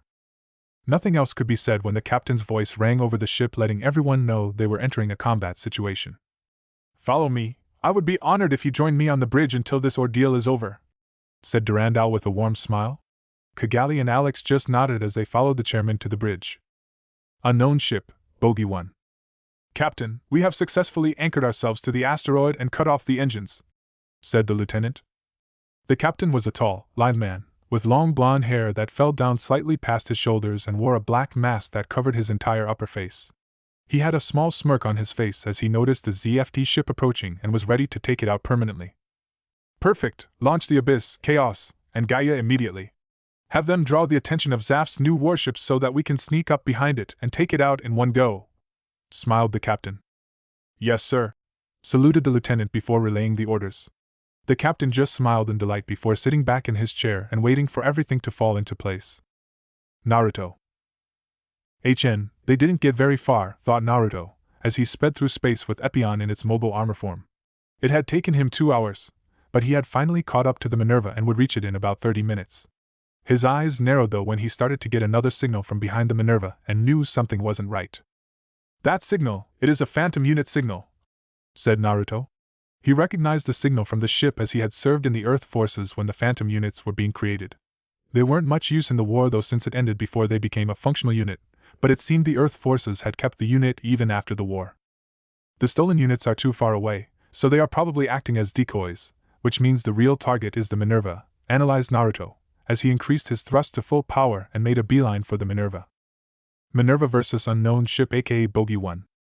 Damn it, how did they get behind us? Cursed Captain Gladys as the ship rocked from several explosions. Captain, they used the asteroid as a cover so we weren't able to pick them up on radar, yelled Arthur. Prepare all anti-beam charges and load the wombats, ordered Captain Gladys with an angry look on her face. She had made a rookie mistake and had underestimated their opponents, and now they were all paying for it. It seems our opponents are first-class veterans when it comes to war tactics, frowned Durandal before glancing at Alex, which the young man didn't fail to notice. Tell me, Alex, have you ever been involved in a battle of this magnitude? I only ask because most people who had never experienced this type of situation before tend to panic a bit, but you have remained perfectly calm, asked Durandal with a knowing look in his eyes. Alex just remained silent, but his hands gripped the seat tighter as he wondered what the chairman was getting at. Durandal wasn't even bothered by the fact that Minerva seemed to be losing the battle with Bogey 1 as he continued to speak to Alex. Kigali and Alex didn't know how the chairman knew his real identity, but he did, and that worried them. It is often said that the greatest of warriors are the ones who have the most experience in fighting. Do you agree with that, Alex? Or is it perhaps a Thrunzala? Smiled Durandal as Alex and Kigali's eyes widened slightly. Forgive me, I didn't mean to imply anything, but something about your eyes tells me you have been in this type of situation many times, said Durandal, but didn't get to say anything more as another explosion shook the ship. Take us down to and full thrust to evade, yelled Captain Gladys. Durandal glanced at Alex one last time and a smile came to his face as the young man yelled out a warning to the captain. It is a trap, get away from the asteroid, yelled Alex, causing everyone to look at him shocked except for Durandal, who smiled in delight. What? Replied Captain Gladys, but didn't get answer when Arthur started to yell how they were stuck. Captain, we can't maneuver at all and the enemy is right on top of us, panicked Arthur. Ma'am, Bogey 1 has just launched a mobile armor and it is blocking our escape from the front, relayed Marin. Marin was the younger sister of Luna Maria by a year and had red hair that was tied into 2 separate pigtails, and had the same beautiful blue eyes as her older sister. They are locking onto us, said another crew member. Ray is unable to launch as the launching panel has been damaged, announced Marin as she started to worry now as well too. Fire all your thrusters at the side of the asteroid, it is the only way we will be able to get out of here, said Alex with a hard look in his eyes. I will have to ask you to keep your opinions to yourself as you are a civilian aboard this ship, frowned Captain Gladys. That isn't really important right now because staying alive is the top priority, replied Alex firmly. Captain Gladys' eyes narrowed, but widened in surprise when Durandal spoke up. He is right, and I will take full responsibility if his idea fails, but right now all that matters is getting out of here safely, said Durandal calmly. Very well, Chairman. Arthur prepared to fire all our thrusters at the side of the asteroid, ordered Captain Gladys. Yes, ma'am, replied Arthur as he relayed the orders. Ma'am, the mobile armor is right on top of us, yelled Marin with wide eyes. Everyone looked up in horror to see the mobile armor heading towards them, and taking aim with its main beam cannon. Mobile armor. You put up a good fight, but now it is time for you to disappear, ZFT ship, smiled the captain of Bogey 1 as he prepared to destroy the Minerva. Just as he was about to fire upon them with his beam cannon, a beeping sound went off, and a red mobile armor slammed into him from the side. What the hell? Yelled the captain angrily, as he regained his bearings. His eyes widened in surprise before narrowing as the mobile armor in front of him transformed into a demonic-looking Gundam. Captain, the Gundams are running low on energy and the Minerva has broken free of the asteroid, announced the lieutenant through their intercom. You got lucky this time, but next time I will destroy that ship, glared the captain before ordering a retreat. Naruto watched the mobile armor retreat before heading towards the Minerva. Minerva.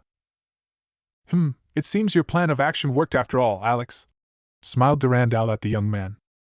No, it was that new mobile suit that showed up that saved us, replied Alex. What he said was somewhat true, but his plan would have worked as well because it did allow the Minerva to break free of their trapped position, while the mobile armor had been preoccupied and even deal a heavy blow to the enemy causing them to retreat. What do you think, Commander? Asked Durandal, as he turned around to face the new person in the room. The whole bridge turned around surprised to see an unknown ZFT commander leaning against the wall near the bridge door, with an emotionless look in his eyes. It's you, gasped Kigali as she recognized the man. He was the same man that had told Alex and her to use the Zaku to make their safe escape from Armory 1. How did you get here so fast when you just docked? Asked Captain Gladys as she too recognized the man.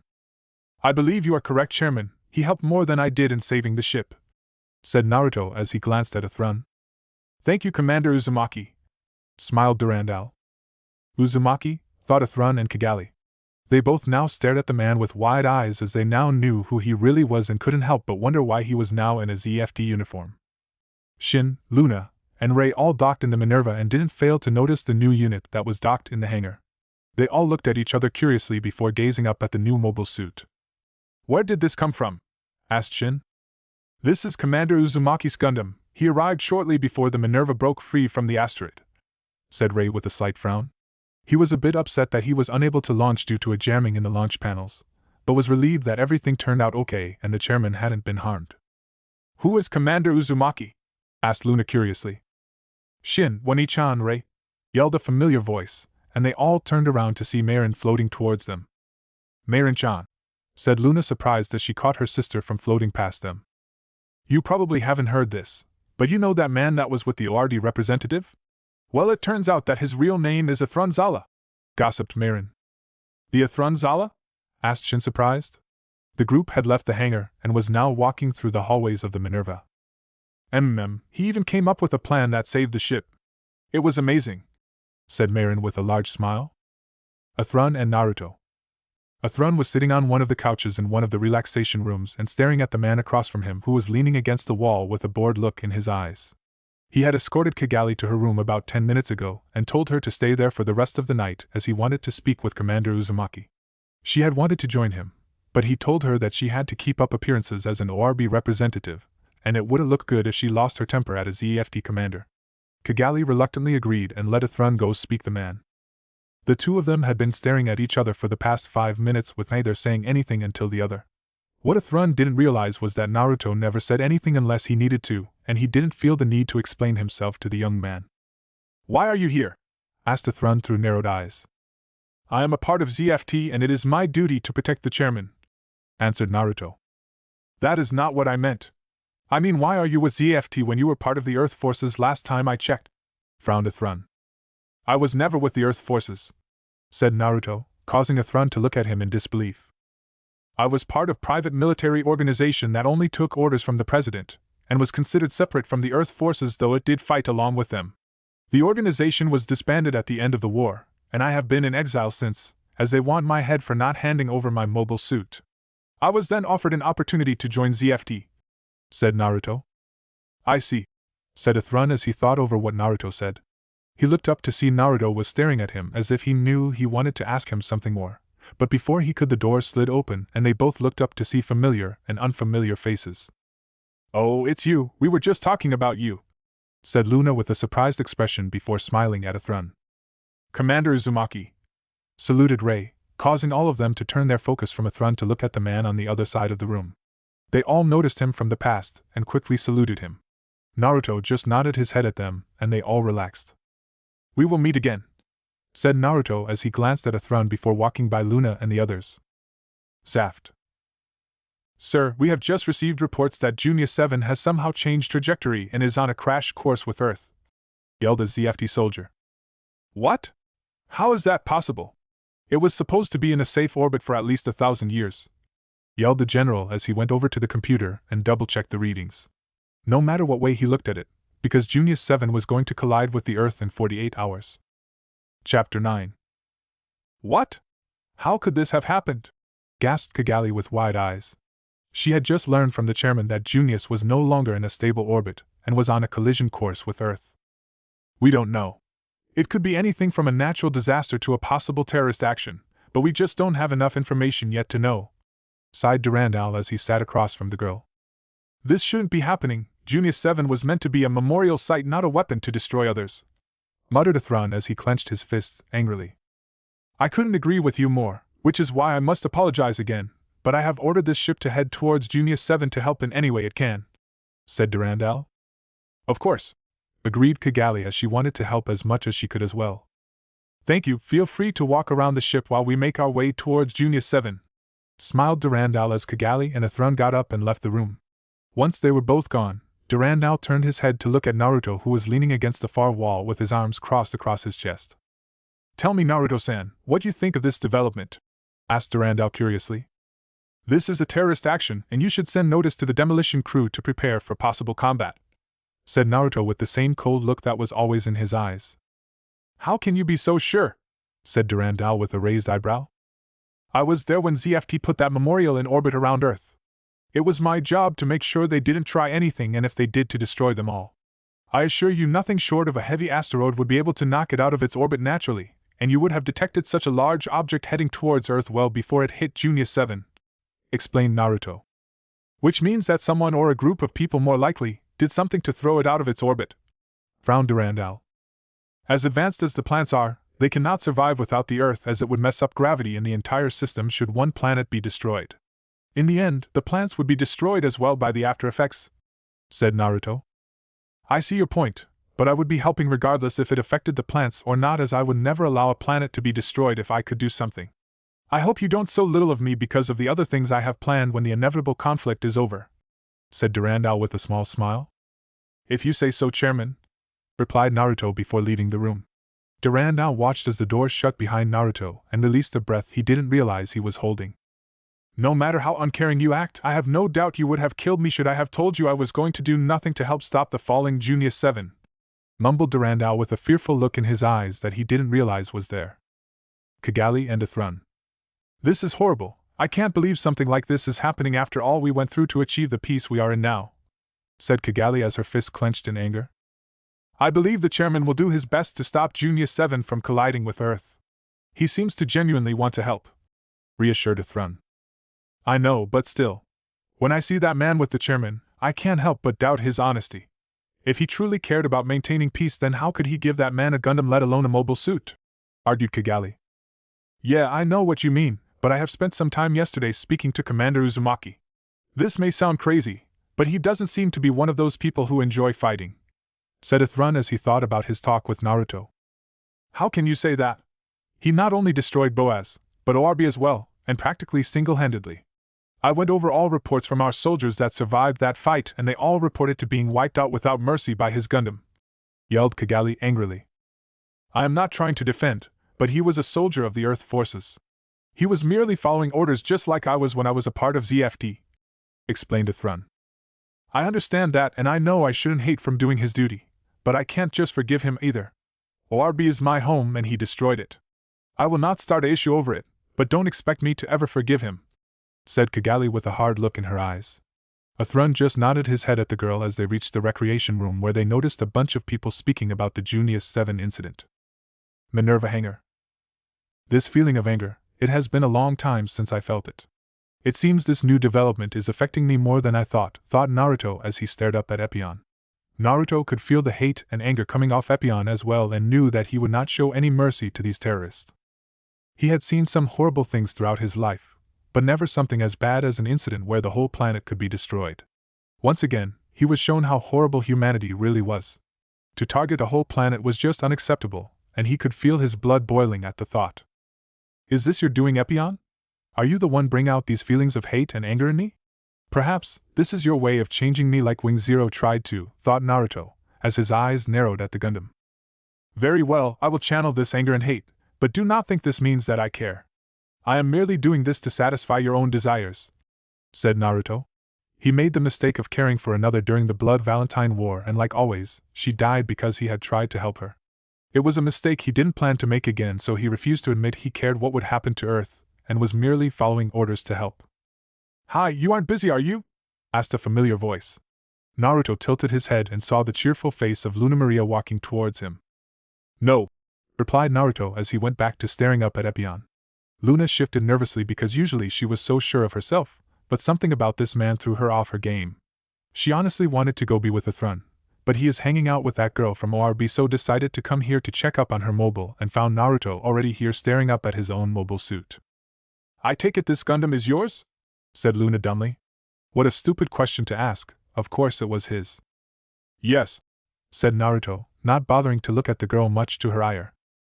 I have never seen it before and I thought the Impulse was the only Gundam built in secret, said Luna as she stared up at the Gundam. Honestly, she thought it looked extremely cool, but didn't think that would be a proper thing to say to the commander. Its name is Epion and it was not built by ZFT, said Naruto. Huh? If it wasn't built by ZFT, then who built it? Asked Luna confused. I don't know, I received it after losing my first Gundam, answered Naruto truthfully.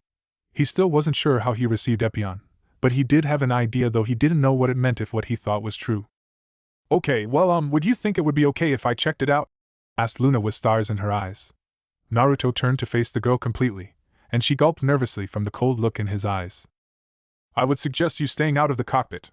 If you were to go in it, then there would be no guarantee that Epion wouldn't destroy your mind and leave you nothing but an empty shell, said Naruto as he stared at the girl a few seconds longer before taking his leave.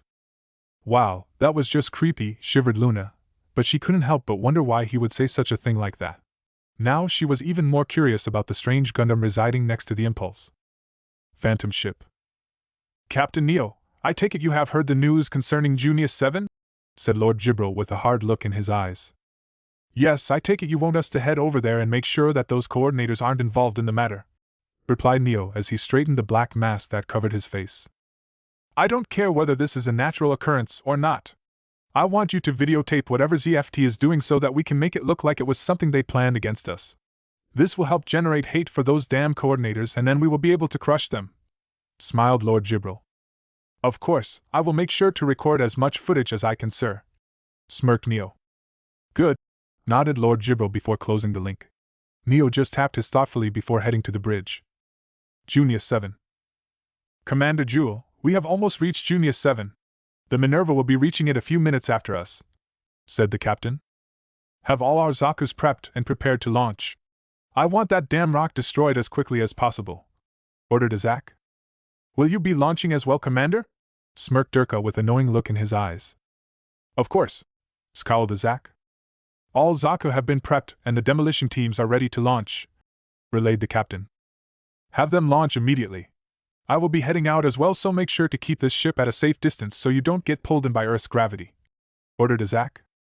Yes, sir, saluted the captain. Let's get going, Commander, teased Durka as he was already waiting in the elevator. Izak just glared at him, but didn't say anything as he got in the elevator. Minerva.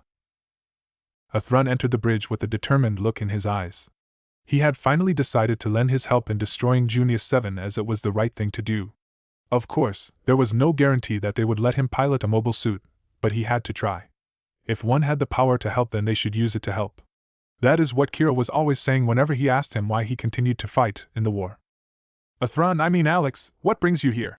Asked Durandal, as he smiled at the young man. It's Athrun, and I would like permission to pilot the spare Zaku in the hangar. I want to help with the breaking up of Junius 7, said Athrun with a hard look in his eyes. What? I am sorry, but that is definitely out of the question. I cannot just go giving a civilian one of our mobile suits, replied Captain Gladys with a shake of her head. Last time he was given a mobile suit he turned traitor and joined an enemy force, said Naruto as he added his own input. Athrun clenched his fists at that comment, but didn't say anything because it wasn't a lie. I know I may be a civilian, but that should really be what matters at this point. You need all the help you can get to break up Junius 7 and I want to lend you my aid, argued Athrun firmly. Durandal had a contemplative look in his eyes before glancing at Naruto, who just stood up and left the bridge, but not before giving a small nod of his head. Very well, Talia, I would like you to let Athrun pilot the spare Zaku to help with the breakup of Junius 7, said Durandal to the shock of the woman. Sir, said Captain Gladys. I am vouching for him, and we can no doubt use his skills out there. Do this for me, Talia, smiled Durandal. If that is what you wish, Chairman, sighed Captain Gladys before giving Athrun permission to take the spare Zaku. Thank you, ma'am, saluted Athrun before taking his leave. Now Athrun-Zala, you are falling right into my plans, thought Durandal with a satisfied smile. Junius 7. Damn, it's larger than I expected, said Shin as he flew down towards the remains of the colony.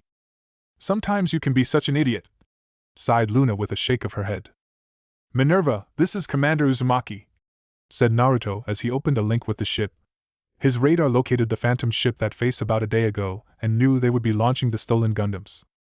This is Captain Gladys, what is the status? Asked Captain Gladys as she appeared on his screen. Everyone else was listening on the conversation as well because they were curious as to why their commander had opened a link with the ship. Bogey 1 is coming towards Junius 7. They are about to launch Chaos, Gaia, and Abyss.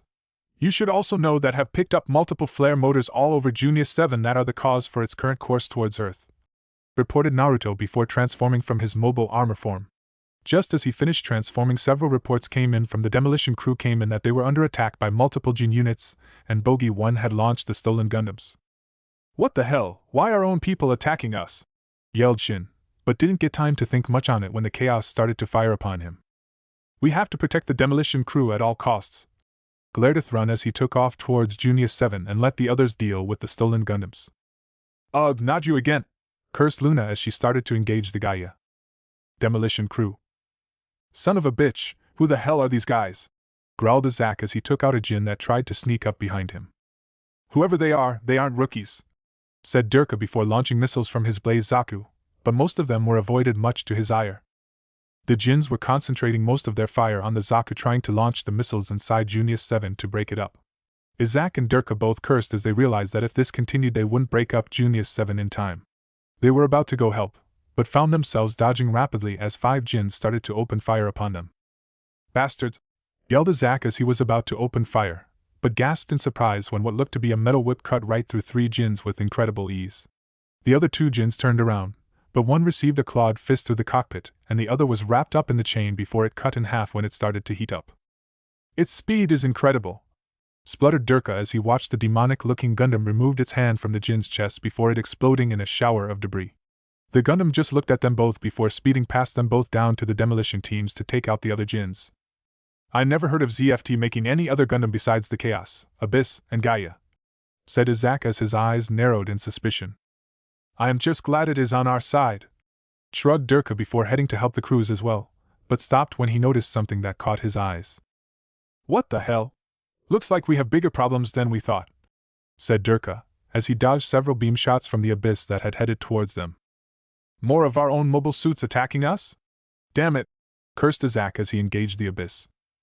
Let them focus on the Gundams. I will take out the Jins and then destroy all those flare motors to slow down the descent, thought Naruto with a hard look in his eyes. He spotted 3 Jins ahead and drew his heat rod. The Jins started to open fire upon him, but he used Epion's superior speed to dodge in and out of every shot. Epion moved so fast that both Jin's pilots went wide-eyed when it appeared between them both. They didn't even get a chance to scream as Epion spun around like a top, and its heat rod cut right through both Jins in one spin before taking off to deal with the third one.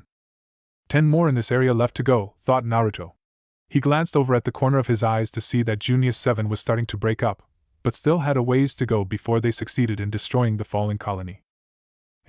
Forget the flare motors, destroying those will not buy enough time. Let us see some of your true power, Epion, thought Naruto as he put away his heat rod and drew his beam saber.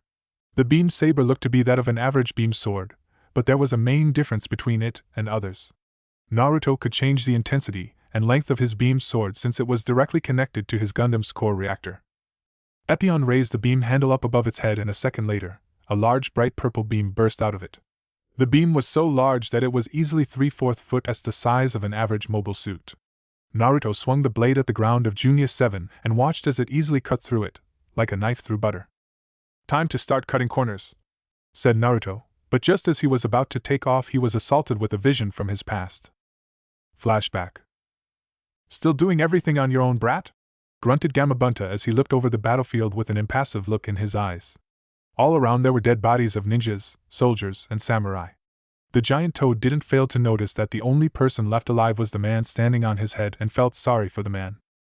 I know you have come to hate your own race, but you do not have the right to judge others no matter what their crimes is, said Gamabunta as he took a puff from his pipe. They slaughtered several villages for no reason, they deserved their fate, replied Naruto with a hard look in his eyes, but the conviction wasn't there. He just stood there staring at his blood-stained hands and felt only guilt at what he did. Why did he always have to be the one to feel guilty? Damn his emotions for making him feel this way. The age of ninja and samurai is coming to an end, and with it the power of us summons will soon disappear as well. This may be the last time I get the chance to speak with you after the 500 years you have held our contract, so listen closely, said Gamabunta with a hard look in his eyes. Naruto just sat down and closed his eyes because he knew the powerful toad spoke the truth. I would like you to try your best to return to the man you once were. The man they called the Mutaka Kantai, who could take on a whole army by himself without breaking a sweat, and would give his life to protect all those around him, including those he didn't know. Only by doing this will you ever find true happiness, and not through this emotionless mask you have started to embrace, said Gamabunta as he used his tongue to place Naruto on the ground in front of him. Why? No matter who I protect, in the end, I always end up failing to protect them, and I no longer wish to suffer through such pain, argued Naruto as he clenched his fists in anger. You are the prophesied child that has the power to bring an end to any war and create peace, but not as you are now. Though we may be gone, you will always be recognized as part of the Toad family and our strength will always be with you. Take care, my son, smiled Gamabunta before disappearing in a large cloud of smoke. Naruto would never again see his surrogate family. I will try to do as you asked, but it will prove futile. I have already lost all faith in humanity, thought Naruto before he started to pile up the dead bodies. End flashback. That felt like a vision from Zero and not you, Epion, thought Naruto as he cleared his head and gripped the beam saber tightly. Murakikantai, one-man armada, was the name given to him because of his mastery of the Kage Bunshin and all other clone-type jutsu. Like his father, he had become feared after taking out over 500 enemy ninja with just the use of his clones and no help from allies. It was a name he left behind just like the rest of his past over 1,000 years ago once the era of technology came around. Naruto gripped the beam saber even tighter because he refused to let the vision affect him, but it was proving futile as he kept receiving more and more detailed images of his past. Finally, it became too much and he shouted in anger. Fine, just stop sending me those visions of my past, panted Naruto, as he couldn't take the feeling of seeing the ones he loved all over again. Damn, Epion and Zero for conspiring against him like this. You won this battle, but next time I will not be tricked so easily, thought Naruto angrily, as his body started to glow. Had anyone been watching Epion, they would have thought their eyes had gone bad as more than one started to appear, all holding a large purple beam saber. Seconds later, 5 different colored Epion Gundams took off in different directions and started to break up Junius 7 along with taking out any Jin units they came across. Minerva. Captain, I think our radar is having some technical difficulties, stuttered Arthur, as he stared down at the readings in confusion. What do you mean? Asked Captain Gladys, confused. Well, just a second ago I was getting a clear reading on every one of our mobile suits, but now I am getting reading that there are 5 Epion Gundams out there, replied Arthur with a slight frown. That is interesting, said Durandal, not understand what that meant. It was probably just a glitch, which is what everyone else put it off to as well. Ma'am, the demolition crews managed to split Junior 7 in half and Commander Uzumaki has started to break it down into smaller pieces at an incredible rate. His Gundam's power output is off the charts and he is only using a single beam saber and his heat rod to destroy the large pieces that have towards Earth, gasped Marin in shock. Very well, Chairman, I think it would be best if you took the escaped ship out of here as the Minerva will be going down into the atmosphere to fire our bow gun, said Captain Gladys to the shock of the whole crew. While they all talked, Kigali just stared there, clenching her seat in anger. Why? Why would he be so willing to help save Earth when he is the one who destroyed Boaz and Oarby without a shred of hesitation? Thought Kigali, confused and angry at the same time. Recall all our mobile suits immediately, and prepare to fire our bow gun, ordered Captain Gladys as the chairman left the bridge, but Kigali stayed because she wouldn't leave a throne behind. ZFT succeeded in their goal of breaking up Junior 7, but that didn't mean they were completely successful in their mission. Despite their combined efforts, many pieces of debris from the colony still fell to Earth, hundreds of thousands of people were killed or injured by the debris, and the numbers kept increasing by the moment. The debris destroyed the cities of Rome, Athens, and Philadelphia. There was only one person who was truly happy of this development, and that was Lord Gibril, current leader of Blue Cosmos. He quickly used the footage sent to him by his Phantom unit and broadcasted it all over the nations of Earth. The hate generated from his edited footage caused the general populace to blame ZFT and the plants for what happened and declared blood for their actions. This signaled the start of the Second Blood Valentine War between ZFT and the Earth Alliance forces. Chapter 10. Amazing, just simply amazing, gasped Arthur as he watched the footage of the battle that happened on Junius 7. It had been a day since they had landed on Earth's surface, and they were currently making their way towards ORB to deliver Kigali. Yes, I would have never thought a Gundam with no long-range capabilities would be able to offer so much assistance. The commander saved many lives by breaking down most of the large pieces of debris after the demolition team managed to split it in half, commented Captain Gladys as she watched the battle with Arthur. I can see now why he is a member of Faith. I would say his skills rival those of the veteran fighters at Jachingdu, said Arthur. I wonder where he has been lately. I haven't seen him since he landed in the hangar and went to his personal quarters, frowned Captain Gladys thoughtfully. Arthur just shrugged because he didn't know where the commander was at either. Naruto's room. Naruto was currently lying down on his bed and had been for the 14 hours. Usually, after a battle, he would spend his time checking over his unit to make sure it was okay, but he is currently suffering from chakra exhaustion so couldn't. Making 4 identical to something as large as a mobile suit is no easy feat and took up almost all his chakra. He refused to show any weakness, so decided to rest until he was back to 100 or at least 90 of his original strength before moving around again. The weird thing is that he was holding up his right hand and staring at a beautiful white feather that he was twirling around in his hand. If someone had seen him doing this, they would probably be curious as to how he got the feather, as he didn't have it before they landed on the Earth's surface, and he hadn't been outside since, so couldn't have found it on the deck. The truth was, he had found the feather floating in front of his Gundam after he dispelled his jutsu before returning to the Minerva. It was crazy to think that a feather was floating around in outer space, but it was the truth, and it confused him because there was something familiar about this particular feather. He felt a connection to it, but didn't know why. Animals can't survive in space, and this didn't come from the remains of Junior 7, so where did it come from, thought Naruto, as he twirled the feather between his fingers. Was it some type of sign or message that he was supposed to recognize? Ever since I have started to pilot Zero and Epion, weird things have been happening, but this is even beyond my reasoning, sighed Naruto as he continued to stare at the feather, as if it would tell him everything he wanted to know. The life of a warrior was never easy, but throw in a manipulative Gundam and life just became so much more complicated. It was times like these he regretted accepting the position to pilot a Gundam. Perhaps it is time I take a walk. I grow tired of these thoughts, thought Naruto as he slowly got up, but not before placing the feather inside his uniform where it would be safe. Minerva's deck. Kigali and Athrun along with many other members of the crew were outside on the deck looking at the Pacific Ocean. For many of the crew it was the first time they had ever been to Earth, and were just amazed by the sight, though it wasn't such a beautiful sight with the dark skies above them. Still, the sight was nonetheless amazing to them as they had never seen such a large body of water in their lives. I am glad you are safe, Athrun. I didn't expect you to go off in a mobile suit like that, smiled Kigali. I'm sorry for not letting you know of my actions, but it was something I needed to do, apologized Athrun. No, it's fine. Besides, I am sure the people of Earth are very grateful, started Kigali, before she was interrupted. Shut up, you're such an idiot, yelled Shin, as he couldn't take listening to the girl anymore. He glared at Kigali with a deep hatred in his eyes. The boy hated Orbi with a passion, though no one knew why. Apparently, he had been listening in on the conversation and finally grew tired of Kigali and her speeches. You were on the bridge, so you must have seen what was going on. Those soldiers were justifying their actions by carrying on the will of the former chairman Patrick Zala. Yet you don't even seem to care because all that matters to you is your precious Orbi, growled Shin.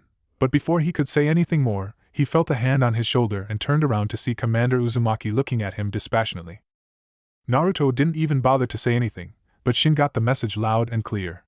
The boy either shuts up and keeps his comments to himself, or he would be in major trouble. Shin just glared at Kigali one last time before heading back inside the Minerva with an angry scowl on his face. I apologize for the disturbance, representative, said Naruto before heading over to the edge of the deck to stare out at the ocean. Athrun looked at Kigali, and when he saw the way she was glaring at Naruto, he knew he needed to get her away from him before she did something stupid. Just because he wasn't in a mobile suit didn't mean the man wasn't a threat to them, and Athrun didn't want to see Kigali get hurt. Come on, Kigali, let's head back inside, urged Athrun with a look that left no room for argument. Kigali wanted to say something, but when she saw that look in his eyes, knew better and kept her mouth shut. She merely glared at Naruto one last time before heading back inside with Athrun at her side. Wow, I can't believe you were able to silence Shin with just a mere glance. Usually, when he gets all angry like that, it is impossible to shut him up until he stops ranting, smiled Luna, as she walked up next to Naruto. Naruto just glanced at her with a blank look in his eyes before surprising her by leaping down onto one of the wings. Luna gasped in surprise as he jumped down about 10 or so feet and landed lightly on his feet. She watched him as he kneeled down and placed his hand in the water and let pass through his fingers as the ship continued to move at a decent pace. He is so strange, thought Luna, but her thoughts were interrupted when her eyes widened in disbelief as a couple of dolphins started to swim up near the wing where the commander was. They easily kept pace with the ship and even jumped so close to the commander that he ran his hands over their smooth, wet skin. It was a captivating sight, and Luna couldn't take her eyes off it.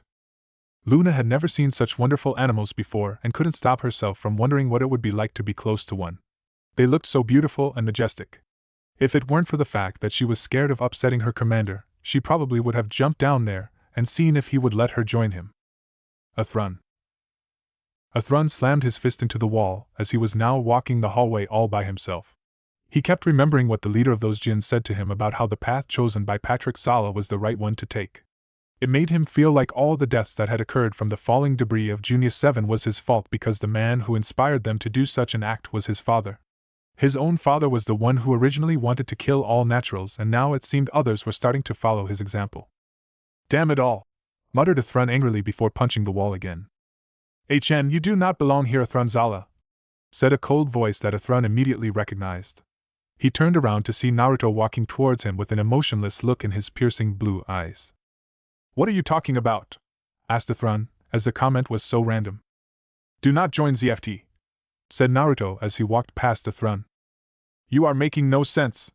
I am a part of ORB, not ZFT," replied Athrun, confused. Naruto stopped walking and turned his head to glance at the young man before replying. "I do not want you as an ally. I would much rather be fighting against you, as you are one of the few people that can give me a challenge. When the second war officially starts, do not join ZFT," explained Naruto before leaving as he was done talking to the boy. Athrun wanted to ask him something more, but couldn't as Naruto had disappeared around the corner and out of his view. So he was stuck there in the hallway alone again, with nothing but the man's last words to him. "Don't join ZFT. Why would he think I would join ZFT knowing I am a part of ORB, thought Athrun. Never mind, it is time I get some answers from him, thought Athrun with a determined look as he started to walk in the direction of the man. It wasn't long before he spotted Naruto leaning against the doorway with a bored look on his face. He was about to speak with him, when he heard gunshots going off and turned his head to see some pilots and crew members doing target practice. "Oh hi," said Luna cheerfully, as she saw Athrun and Naruto watching them practice. "Training exercises?" said Athrun with a small smile, as he remembered the days when he had to go through much of the same thing. "Yeah, it is mandatory, but they let us do it outside this time. As you can see, I am not doing too well," sighed Luna as she reloaded her clips. "Would you like to give it a try?" asked Luna curiously. Athrun was surprised by the question, but quickly declined. "Oh, no thanks," replied Athrun with a shake of his head. Luna just raised her eyebrow at his reaction before turning to face him completely. "All of us know who you are pretty well," confessed Luna as she removed training glasses and looked Athrun in his eyes. "You are a former ZFT Red and a member of the Klee's team. During the middle of the war, you are responsible for destroying the Strike Gundam, which was considered the most powerful mobile suit at the time," said Luna as she started to read off his brief history. "Later, you joined a special military team that took direct orders from the chairman and were assigned to be the pilot of the ZGMF X-098 Justice," said Luna with a small smirk. Athrun's eyes narrowed slightly because he didn't like where he thought this was going. Naruto just remained silent, but his eyes narrowed slightly as well because the girl was leaving out a very important detail. "I don't know much about your father, but you're a hero among us. Especially considering what you did at the Battle of Jacheng-du," smiled Luna as she walked towards Athrun. "Well, spluttered Athrun as the girl walked towards him. "You forgot to mention that he is a traitor who betrayed his own people and stole the Gundam he was so famous for piloting," said Naruto, causing everyone to look at him. Athrun looked down at the ground because he knew the man was speaking the truth and there was no denying it. "Idolize him for his impressive abilities with the mobile suit and his tactical mind, but not for who he is because in the end, he was declared a traitor and betrayed those who put their trust in him," stated Naruto, but before he could take his leave Kigali blocked his path with a heavy glare on her face. "Who are you to speak to him like that? He did what he did because it was the right thing to do and you believe you have the right to judge him," glared Kigali as everyone stopped what they were doing to listen to the conversation.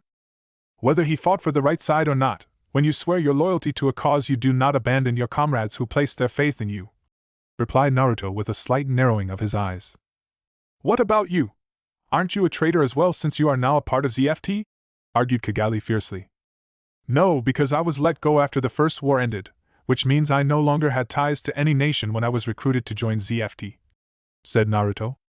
"So he should have just stayed with ZFT and helped them destroy Earth instead of helping to end the war like he ended up doing," glared Kigali. "Yes," answered Naruto simply. "You bastard, of course someone like you would say that," yelled Kigali, as everyone looked at her confused except Athrun. Even Shin, who had just come for some target practice, stood in the doorway confused instead of taking the chance to take his anger out on the girl. None of them had any idea what Kigali was talking about as she yelled at their commander. "Why don't you tell everyone aboard this ship who you really are, Naruto Uzumaki, former member of the Earth Alliance forces, and pilot of the unknown Gundam that destroyed Boaz in one shot along with helping for the destruction of my home nation, ORB," glared Kigali, as her fists had turned white from clenching them so hard. "No way," gasped Luna in horror along with Marin, Rei, and Shin. Wing Zero was the name of the Gundam I used to pilot during the war, replied Naruto. Kigali just looked at him shocked because she couldn't believe how calm he was acting, and it made her even angrier. But before she could hit him, a Thrun grabbed hold of her. Naruto just brushed past them as Shin was still in too much shock to do anything, but watch him leave. Shin could still clearly remember how his whole family was killed, including his baby sister, during the invasion of ORB, and now found out his commander was the one who piloted the Gundam who helped destroy ORB. Luna and Marin were no better off as they remembered what happened to Boaz, as they had friends that were stationed there during the First War. Rei stood there calmly, but his eyes were narrowed with a calculating look in them as he now realized why the chairman had recruited that man to ZFD. It was suffice to say that Naruto's stay on the Minerva was about to get much more complicated, as it didn't take long before the whole crew knew his true identity. Chapter 11. Captain, what do you plan to do about Commander Uzumaki?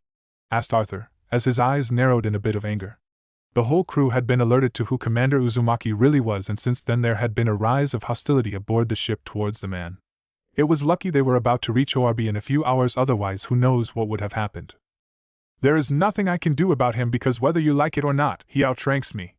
He is a member of Faith, which means he only answers to the chairman, and unless you want the chairman to demote us all and assign the Minerva a new crew, I suggest everyone needs to calm down, said Captain Gladys with a hard look in her eyes as she gazed over at the others who were on the bridge with her. Arthur was about to say something else, but was silenced when the captain interrupted him. Listen, I know what you and everyone else is feeling towards that man, since I had many friends and people I considered family killed at the destruction of Boaz, but we are soldiers of ZFT. You will do as you are told, because I will not allow there to be insubordination on my ship. If anyone makes an aggressive move towards Commander Uzumaki, then I will personally put you behind bars for the rest of your military career, so make sure everyone else aboard the ship understands that. Finished Captain Gladys, and everyone just nodded their head grimly. Captain, we are within ORB borders and they have sent us a message welcoming us to their nation. We have also received permission to dock, relayed Marin. All right then, let everyone know that we will be docking in 20 minutes in ORB, ordered Captain Gladys. Yes, ma'am, replied Arthur before relaying the orders. Athrun and Kigali. Kigali was sitting on her bed and staring at her hands to avoid the piercing look Athrun was giving her. She knew why he was giving her look and knew she deserved it, but wasn't sorry for what she did. Will you stop looking at me like that? Grumbled Kigali angrily. I understand that you are upset with him, but what you did was just plain childish. How many times have I told you to control your emotions as you represent ORB and can't afford to speak without thinking? Sighed Athrun. I know, okay, I know, but they were going to find out eventually, so it doesn't really matter, said Kigali defensively. Athrun just frowned at her, which caused her to stand up and huff at him angrily. Yes, but in your anger, you forgot to mention how he saved millions of lives because of his efforts at Junior 7, which exceeded my own efforts. He probably even saved ORB from destruction with all the debris he destroyed, pointed out Athrun. Fine, I will go apologize, but I won't mean it, grumbled Kigali, as she left the room, causing Athrun to shake his head at the girl. He may love her, but sometimes she could be so thick-headed. Minerva Hanger. It feels oddly comfortable to be hated. So much easier to deal with than to have everyone looking at me in awe and respect, thought Naruto as he stared up at Epion. In less than 20 hours he had once again become the most hated man on the planet, well, at least on the Minerva. It was amusing to see the looks of betrayal on some of the crew members' faces as they learned his identity, which was stupid because he never lied to them about who he was. He had always used his true name, so it wasn't like he gave them a fake name and background. The fact of the matter is they never cared to ask him more about his background, and as long as they didn't ask him something too personal, he would have freely admitted he fought with the Earth forces in the Blood Valentine War. Oh well, it didn't bother Naruto one bit because he was used to being hated and feared, so it wouldn't stop him from doing his job. He was a soldier of ZFD now, and he would do his duty. That was all there was to it, and if someone tried to take revenge on him for what he did, then he would deal with them accordingly. Did you want something? Asked Naruto as he glanced backwards and saw the ORB princess glaring at him. He had sensed her about 2 minutes ago, but decided to ignore for the moment as he finished going over his thoughts. I came to apologize, mumbled Kigali as she walked up to Naruto and stood in front of him with a defiant look in her eyes. No, replied Naruto, to the confusion of the girl. What do you mean no? I am trying to say sorry and you are just brushing me off, growled Kigali angrily. You aren't sorry for what you did, so there's no point in you apologizing, said Naruto, still not bothering to look at the girl. Arg, whatever, I tried to be nice. scowled Kigali before leaving the hangar. Naruto just glanced at the girl before returning to his conversation with Epion. Shin, Rei, and Luna. Shin was glaring at his plate of food while he brooded on the new information he had received last night about Commander Uzumaki. He had always blamed the Atha family for the death of his baby sister along with his mother and father, because if they had just signed the treaty with the Earth Alliance, then ORB never would have been attacked. Now, though, his anger was direct at his commander as well now that he knew he was the pilot of Wing Zero, which played a major role in capturing and destroying ORB. Unlike everyone else, he couldn't care less what the man had done at Boaz, but what he did at ORB, but knew he couldn't do anything against the man without being severely reprimanded. Luna sat across from her two friends, and she was having many of the same thoughts they were having about their new commander. She had respected him greatly for his piloting skills and position above them as a member of Faith, but now she didn't know what to think. He was the former pilot of Wing Zero that had destroyed Boaz with a single shot and killed many of her family friends that were stationed there. Then again, she had watched the battle footage of Junius 7 and knew that he had also saved millions during the Junius 7 incident, both naturals and coordinators who lived on Earth instead of at the plants. It was as if his bad deeds with the Earth Alliance were made up for his good deeds while serving with ZFD. Luna was conflicted on whether she should dislike her commander or not. Rei was the last member of the group, which was sitting at their table with a contemplative look as he thought about Commander Uzumaki. He had always known the man was different, and finding out he was the pilot of Wing Zero explained so much. The only problem he saw was that he believed it was impossible for a natural to possess such piloting abilities. There was just no way Commander Uzumaki could be a natural when he possessed such high reflexes along with hand and eye coordination. He planned on finding out more about his commander and learning all his secrets before this new war ended. Attention all crew, we will be reaching ORB shortly. Repeat, we will be reaching ORB shortly, announced Captain Gladys over the speakers. Well, at least we will finally be able to get some rest, said Luna with a hesitant smile. Shin's glare just intensified before he stood up angrily and stomped out of the mess hall to go to his room to brood alone. Don't get too comfortable, chances are we will spend most of our time fixing repairs to the ship, said Rei as much as a killjoy as ever before taking his leave as well. Luna just sighed and wondered how she ever became friends with the two stiffest people in the world. Maybe she should go visit a Thrun before he leaves for ORB permanently. ORB.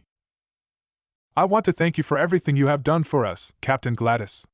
We are extremely grateful, bowed Kigali with a warm smile on her face. It was our pleasure, Representative, and thank you again for allowing us to do our repairs here, smiled Captain Gladys with a bow of her own. Come Kigali, it is time for us to go, said a Thrun as he came up behind the two women on the ramp. Kigali was about to say something, but didn't get a chance when a familiar annoying voice caused her to turn around in surprise. Kigali, you are back. I am so happy to see you safe, yelled a man with short purple hair as he ran towards the girl with a large smile on his face. Yuna? Said Kigali in surprise before stiffening as the man hugged her. A Thrun's eyes narrowed in anger, but he kept his mouth shut as it wasn't his place to say anything. Come Yuna, this isn't the place for such actions, said an elderly man with short gray hair. Yunada, it is good to see you and the others, smiled Kigali at the man who was Yuna's father. We are glad to see you safe and sound, bowed Yunada along with the other council members behind him. I am sorry I wasn't here during this crucial time. How is the damage to ORB? Asked Kigali worried. There was a bit of coastal damage, but luckily, ORB itself didn't take any direct hits. I will tell you more about the rest in the meeting later, whispered Yunada. Sir, I am Captain Talia Gladys of the Minerva, saluted Captain Gladys. Arthur Trine, Executive Officer of the Minerva, saluted Arthur. Commander Naruto Uzumaki, personal envoy of the chairman of ZFT Gilbert Durandal, said Naruto, but didn't salute any of them men like his fellow officers. Naruto Uzumaki? Gasped Yunada with wide eyes, but turned in surprise when he felt Kigali's hand on his shoulder. The rest of the representatives were looking at Naruto with either hate or fear as well because they knew very well who he was. ORB's information networks were just as good as they had been back in the war as they are now. Now is not the place. I will explain everything to you in the meeting as well, said Kigali, as she glanced at Naruto with unconcealed anger. I understand, bowed Yunada, but he had other thoughts running through his mind. It might be easier than ever to convince Kigali to accept the alliance to the Earth forces if he could play on the Council's hatred of Naruto Uzumaki. Not only that, but he would be rewarded handsomely by Lord Jibril if he had some of ORB's finest capture the man and force him to tell them where his Gundam was. Yes, perhaps, the Minerva coming to ORB wasn't such a bad thing after all. Poor fool, He didn't even realize that by thinking these thoughts he would be condemning ORB to be destroyed by the man a second time. Some people just never learn to not mess with powers far greater than their own. Elsewhere. It seems Kigali has returned safe and sound, said Andrew Walfeld, as he stared down at the Minerva. Yes, but I wonder if that is a good thing. She is still so young, and while she had been gone the Saren family has been making deals with the Atlantic Federation. Frowned Maru, former captain of the Archangel. Yeah, no doubt she will have her work cut out of her, agreed Andrew with a slight frown. He didn't get to say anything more, when he heard Maru gasp, and turned to see a look of shock and disbelief on her face. It's him, spluttered Maru. Huh, replied Andrew, before following her line of sight to a tall blond man, standing next to the captain of the Minerva. His eyes narrowed as the man seemed familiar, but he couldn't place where he knew him. That's Captain Naruto Uzumaki, but what is he doing with ZFT? Said Maru in disbelief. Perhaps we have bigger problems than the Atlantic Federation, frowned Andrew, before taking a step back reflexively with Maru as the said man turned to look up at them both through emotionless blue eyes. Impossible. Does he recognize us, and how did he know we are here? Thought Andrew before grabbing Maru and dragging her away from the window. They needed to get out of here before that man was able to truly discover who they really were. I am sorry, said Naruto, as he kneeled down and placed a bouquet of flowers down on the memorial site for all those who died during the destruction of ORB in the war. He may have been under orders to destroy ORB, but that doesn't mean he took any joy in it. Tell the truth, he was disappointed in the way ORB had acted during the First War and felt sorry for them even now. The nation is a beautiful place where naturals and coordinators seem to get along peacefully, but because of their foolish leaders they suffered greatly. Lord Izumi, adoptive father of Kigali, was no doubt a very wise and passionate man. His ideals were the basis for ORB that had kept it out of the war until the very end, but in Naruto's opinion, he was a horrible leader. The man was selfish, and sacrificed the whole nation just to uphold some foolish ideals. Being a leader wasn't about making sure you kept to your ideals, but making sure all those that followed you were protected from harm at all costs. The man had made his nation a huge target by taking in a renegade warship, the Archangel, and housing 2 stolen Gundams from ZFD, the Justice and Freedom. A true leader would have never done this because it made his nation a target of both sides, and that is unacceptable. It was like housing several S-ranked Muknin and having 2 villages declare war on you because you refused to give them up. Whether they were good people or not, who suffered injustices at the hands of their village, which made them Muknins, you gave them up because what mattered most was the safety of your people and not several individuals. Not only that, but he could have saved ORB by agreeing to a treaty with the Earth forces. Sometimes one had to sacrifice their pride and beliefs if it meant saving the majority of people, but once again, Lord Izumi had let his ideals get in the way of simple logic. Naruto knew for a fact that had ORB joined the Earth forces, any attempts to be invaded by ZFT would have been easily held off, as they didn't have the manpower to fight ORB and the Earth forces, especially when the Earth Alliance had just come up with their new strike dagger units. Of course, what angered Naruto the most was that the man had stayed behind along with the other council members to die with their destroyed country, as if it would make up for sacrificing their entire nation. Such people just didn't deserve to be given the power to lead anyone, as they forgot that the important part was protecting their people and not their damn pride. Now his daughter rules the nation, but she is unfit for such a role. I feel sorry for this nation, thought Naruto, before standing up and staring up into the beautiful blue sky. His peaceful moment was interrupted when he heard a beautiful singing and turned around to see a beautiful girl with long flowing pink hair and a boy with short brown hair coming up to the memorial site from the beach. He knew who they were and wasn't in the least bit surprised to see either of them, Kira Yamato and Lakis Klein. The young man noticed him first and froze as he looked at Naruto with a surprised look on his face. The young woman stopped singing when she noticed the young man beside her stopped walking and looked up to see what he was staring at. She looked at Naruto curiously before flashing him a beautiful, but was stopped from saying anything when Kira started to speak. "It's you," said Kira as he composed himself. "It is a pleasure to meet you, pilot of the Freedom, Kira Yamato," said Naruto as he stared into the young man's eyes. "Who is he, Kira?" asked Lakis with a hint of worry. "He is Naruto Uzumaki, pilot of the Wing Zero," answered Kira, causing Lakis to look at Naruto in surprise. Kira knew this because he had spoke with the Thrun earlier today and learned all about what had happened, including information on Zaf's commander. "It is nice to meet you as well, Lakis Klein," nodded Naruto at the girl. "You as well, Mr. Uzumaki," smiled Lakis. He was so different as she had expected him to be, as everyone made him out to be some horrible killer, but that isn't what she saw when she looked into his eyes. No, to some his eyes may be cold and uncaring, but she could see the great pain and anguish they held. This man was not some killer or evil person, but just someone who was suffering from a great deal of pain. Her heart cried out for him because she wished she could help him as he looked so lost. "We will meet again," said Naruto before taking his leave of the place. There was no more reason to be here as he had paid his respects, which is what he came to do in the first place. Kira and Lakis both watched him leave with different thoughts about the man they had just met. "He is suffering," whispered Lakis with a caring look in her eyes. Kira didn't know what to say to that, so just remained quiet, but soon reminded Lakis of why they had come. Soon both returned to their original goal of paying respects to the memorial site, and were surprised to see a bouquet of flowers already in front of the tomb.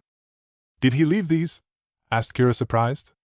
"It seems he is not the cold-hearted person we believed him to be," smiled Lakis as she placed their own set of flowers next to the ones already there.